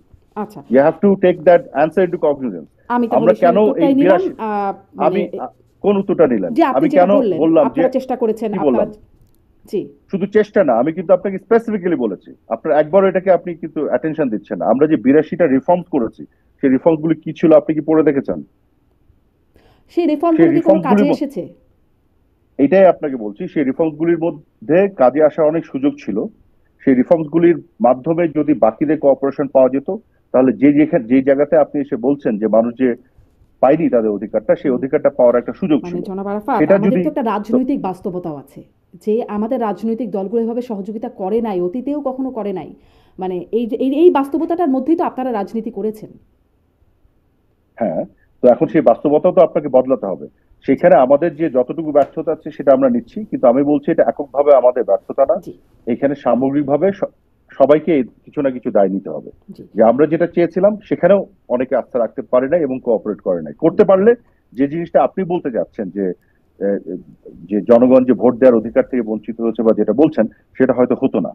সেক্ষেত্রে আর বঞ্চনের সুযোগটা থাকতো না, সেখানে ক্ষমতা পালাবদলেরও সুযোগ ছিল। আমি সেটাই বলতে যাচ্ছি, আমরা আমাদের দিক থেকে যেটা করার সেটা আমরা করার চেষ্টা করেছি। জি স্পষ্ট। একটু আসি যে আপনারা আসলে সামনে রাজনীতিতে আপনারা আছেন সক্রিয়, এখনো রাজনীতির মধ্যে আছেন, কিন্তু বাংলাদেশে যেই মানে এখন দেশ ছাড়া আওয়ামী লীগের সাবেক প্রধানমন্ত্রী শেখ হাসিনা সহ আওয়ামী লীগের সিনিয়র নেতারা অনেকেই দেশ ছাড়া, দেশে ফিরে সামনে নির্বাচন, এই সম্পর্কে তো আপনাদের পরিকল্পনা কি, বা দেশে ফেরার পরিকল্পনা কি? মানে আন্দোলনকারীরা বলছে আপনাদের ফিরতে দেবে না। এটা সামনের দিনে আপনারা দেখতে পারবেন। আচ্ছা, সেই পরিকল্পনাটা আপনারা এখনো এক্সপোজ করতে চান না, জি। তাই কি? আচ্ছা, আপনি নিশ্চয়ই লক্ষ্য করেছেন সম্প্রতি মেজর ডালিমের একটা ইন্টারভিউ হয়েছে, অনলাইন অ্যাক্টিভিস্ট ইলিয়াস হোসেন তিনি একটা ইন্টারভিউ করেছেন, আপনি কি প্রতিক্রিয়া দেবেন? বঙ্গবন্ধুর খুনি মেজর ডালিম। এগুলো নিয়ে আমি কোনো প্রতিক্রিয়া দিতে চাই না, কারণ আমি দেখিও নাই। একজন খুনির ইন্টারভিউ, এটা তো প্রথম কথা, এটা একটা ইলিগাল একটা ইনিশিয়েটিভ। হ্যাঁ, একজন কনভিক্টেড কিলারের এইভাবে ইন্টারভিউ নেয় এবং সেটা এক্সপোজ করে, এটা তো কোনো, এটা I don't want to talk about it. জি, আহ, আপনাদের সামনের পরিকল্পনা সম্পর্কে আমি এখন, মানে আপনারা নিশ্চয়ই সামনে বলবেন, সামনে নিশ্চয়ই এই বিষয়টি আপনারা কি আপনাদের নিজেদের মানে যে ব্যর্থতাগুলো যেগুলো আপনারা বলছিলেন যে হ্যাঁ নিশ্চয়ই আপনাদেরও কিছু ব্যর্থতা আছে, আপনারা কি কোনো অনুতপ্ত মানে এই ব্যর্থতাগুলোর বিষয়ে, বা নিশ্চয়ই আপনারা আত্মসমালোচনার জায়গাটাও সেটিও নিশ্চয়ই করছেন, তাই নয় কি? আমরা অবশ্যই অবশ্যই আমাদের ধরেন বিভিন্ন সময়ে যে ব্যর্থতাগুলি আছে সেগুলো নিয়ে আমরা আলাপ করি, সেগুলো নিয়ে আমরা ইন্ট্রোস্পেক্ট করি, আমরা এগুলো নিয়ে সেলফ রিফ্লেকশন আমাদের আছে, এবং এটা করতে হবে। এটা উম, করাটা খুবই জরুরি আমি মনে করি। কারণ আমি মনে করি যে আমাদের ব্যর্থতা এবং ফেলিয়ার যেগুলো আছে, আমরা তো ধরেন এটা থাকবেই, এবং এগুলো আসলে নিজেদের মধ্যে আলাপ আলোচনায় স্বীকার করা, সেগুলো থেকে শিক্ষা নেয়, এবং ভবিষ্যতে যদি আমাদের কিছু ভুল ভ্রান্তি থেকে থাকে না করা, এই বিষয়গুলো নিয়ে আমরা আলাপ করি, আপনারা কি কোনো রকম এবং মানে এটা আমাদের হ্যাঁ, আপনারা আলোচনা যেহেতু করছেন, নিশ্চয়ই সেটি একটি ভালো কাজ, আত্মসমালোচনা, আলোচনা এবং সেখান থেকে বের হয়ে আসা, মানে এটা জাতির হ্যাঁ। কাছে দুঃখ প্রকাশ করা, যে ঘটনাগুলো বা আপনাদের ব্যর্থতার কারণে যা হয়েছে বলে আপনারা মনে করছেন, তার জন্য দুঃখ প্রকাশ করার কোনো অবস্থানে আছেন বা ভাবছেন? জাতির কাছে তো বহুবার দুঃখ প্রকাশ করা হয়েছে। মাননীয় প্রধানমন্ত্রী তার ভাষণে 17 তারিখে যে জাতিকে অ্যাড্রেস করেছেন, সেখানে তো উনার কন্ডোলেন্স এক্সপ্রেস করেছেন, উনি দুঃখ প্রকাশ করেছেন, উনি উদ্বেগ প্রকাশ করেছেন, উনি সতর্ক থাকার কথা বলেছেন। কাজে যে ঘটনাগুলি ঘটে মানে গেছে, যাকে এবং আসলে যেখানে সরি বলা এখানে হয়। তো কোনটা কি বলছি তাহলে আমি এতক্ষণ জি, আপনাকে? জি, সেটাই আমি আরেকটু স্পষ্ট হতে চাই, মানে তো সেটাই তো আমি তো স্পষ্ট করেই বলছি। জি, জি, আমি আমারটা আমার মতন করেই বলি, ঠিক জি, আছে না? তো আমার বক্তব্যটা পরিষ্কার একেবারে, যে আমাদের আহ, যে সময়টুকুতে আমরা 5 তারিখ পর্যন্ত, 16 তারিখ থেকে 5 তারিখ পর্যন্ত যা কিছু ঘটেছে সবকিছু দায় অবশ্যই আমরা নিচ্ছি, কারণ আমরা তখন সরকারে আছি, এবং আমরা দায় নিয়েছি বলেই আমরা উদ্যোগগুলো নিয়েছি একটার পর একটা। আমরা কি উদ্যোগ নিয়েছি? আমরা জুডিশিয়াল কমিটি গঠন করেছি, 1 সদস্য থেকে 3 সদস্য বিশিষ্ট করে দিয়েছি। আমরা ইউনাইটেড নেশনসকে ডেকেছি, আমরা পৃথিবীর অন্যান্য সংস্থাগুলোর সাথে আলাপ শুরু করেছিলাম ইনভেস্টিগেশনের জন্য। আমরা হতাহতের শিকার যারা হয়েছিলেন সকল পরিবারের সাথে দেখা করেছি, তাদের পাশে দাঁড়ানোর প্রতিশ্রুতি দিয়েছি, রাষ্ট্রের জায়গা থেকে তাদেরকে বিভিন্ন ধরনের সহযোগিতা করেছি। যারা আহত হয়েছে তাদেরকে মাননীয় প্রধানমন্ত্রী বিভিন্ন হসপিটালে যে তাদেরকে দেখা করেছেন, তাদের পাশে দাঁড়িয়েছিলেন। তো আমাদের শুধু আমরা মুখে না, উনি ভাষণের মাধ্যমে শুধু মুখে বলা না, তার কর্মকাণ্ডের মাধ্যমেও কিন্তু তার যে সিম্প্যাথি, তার যে সবকিছু কিন্তু আমরা প্রকাশ করছি, দেখেছি, জি। এবং সব ধরনের উদ্যোগ আমরা নিয়েছি। আমাদের দায় কিন্তু আমরা স্বীকার করেছি বলেই আমরা সেই কাজগুলি করেছি এবং সেই উদ্যোগগুলি আমরা নিয়েছি।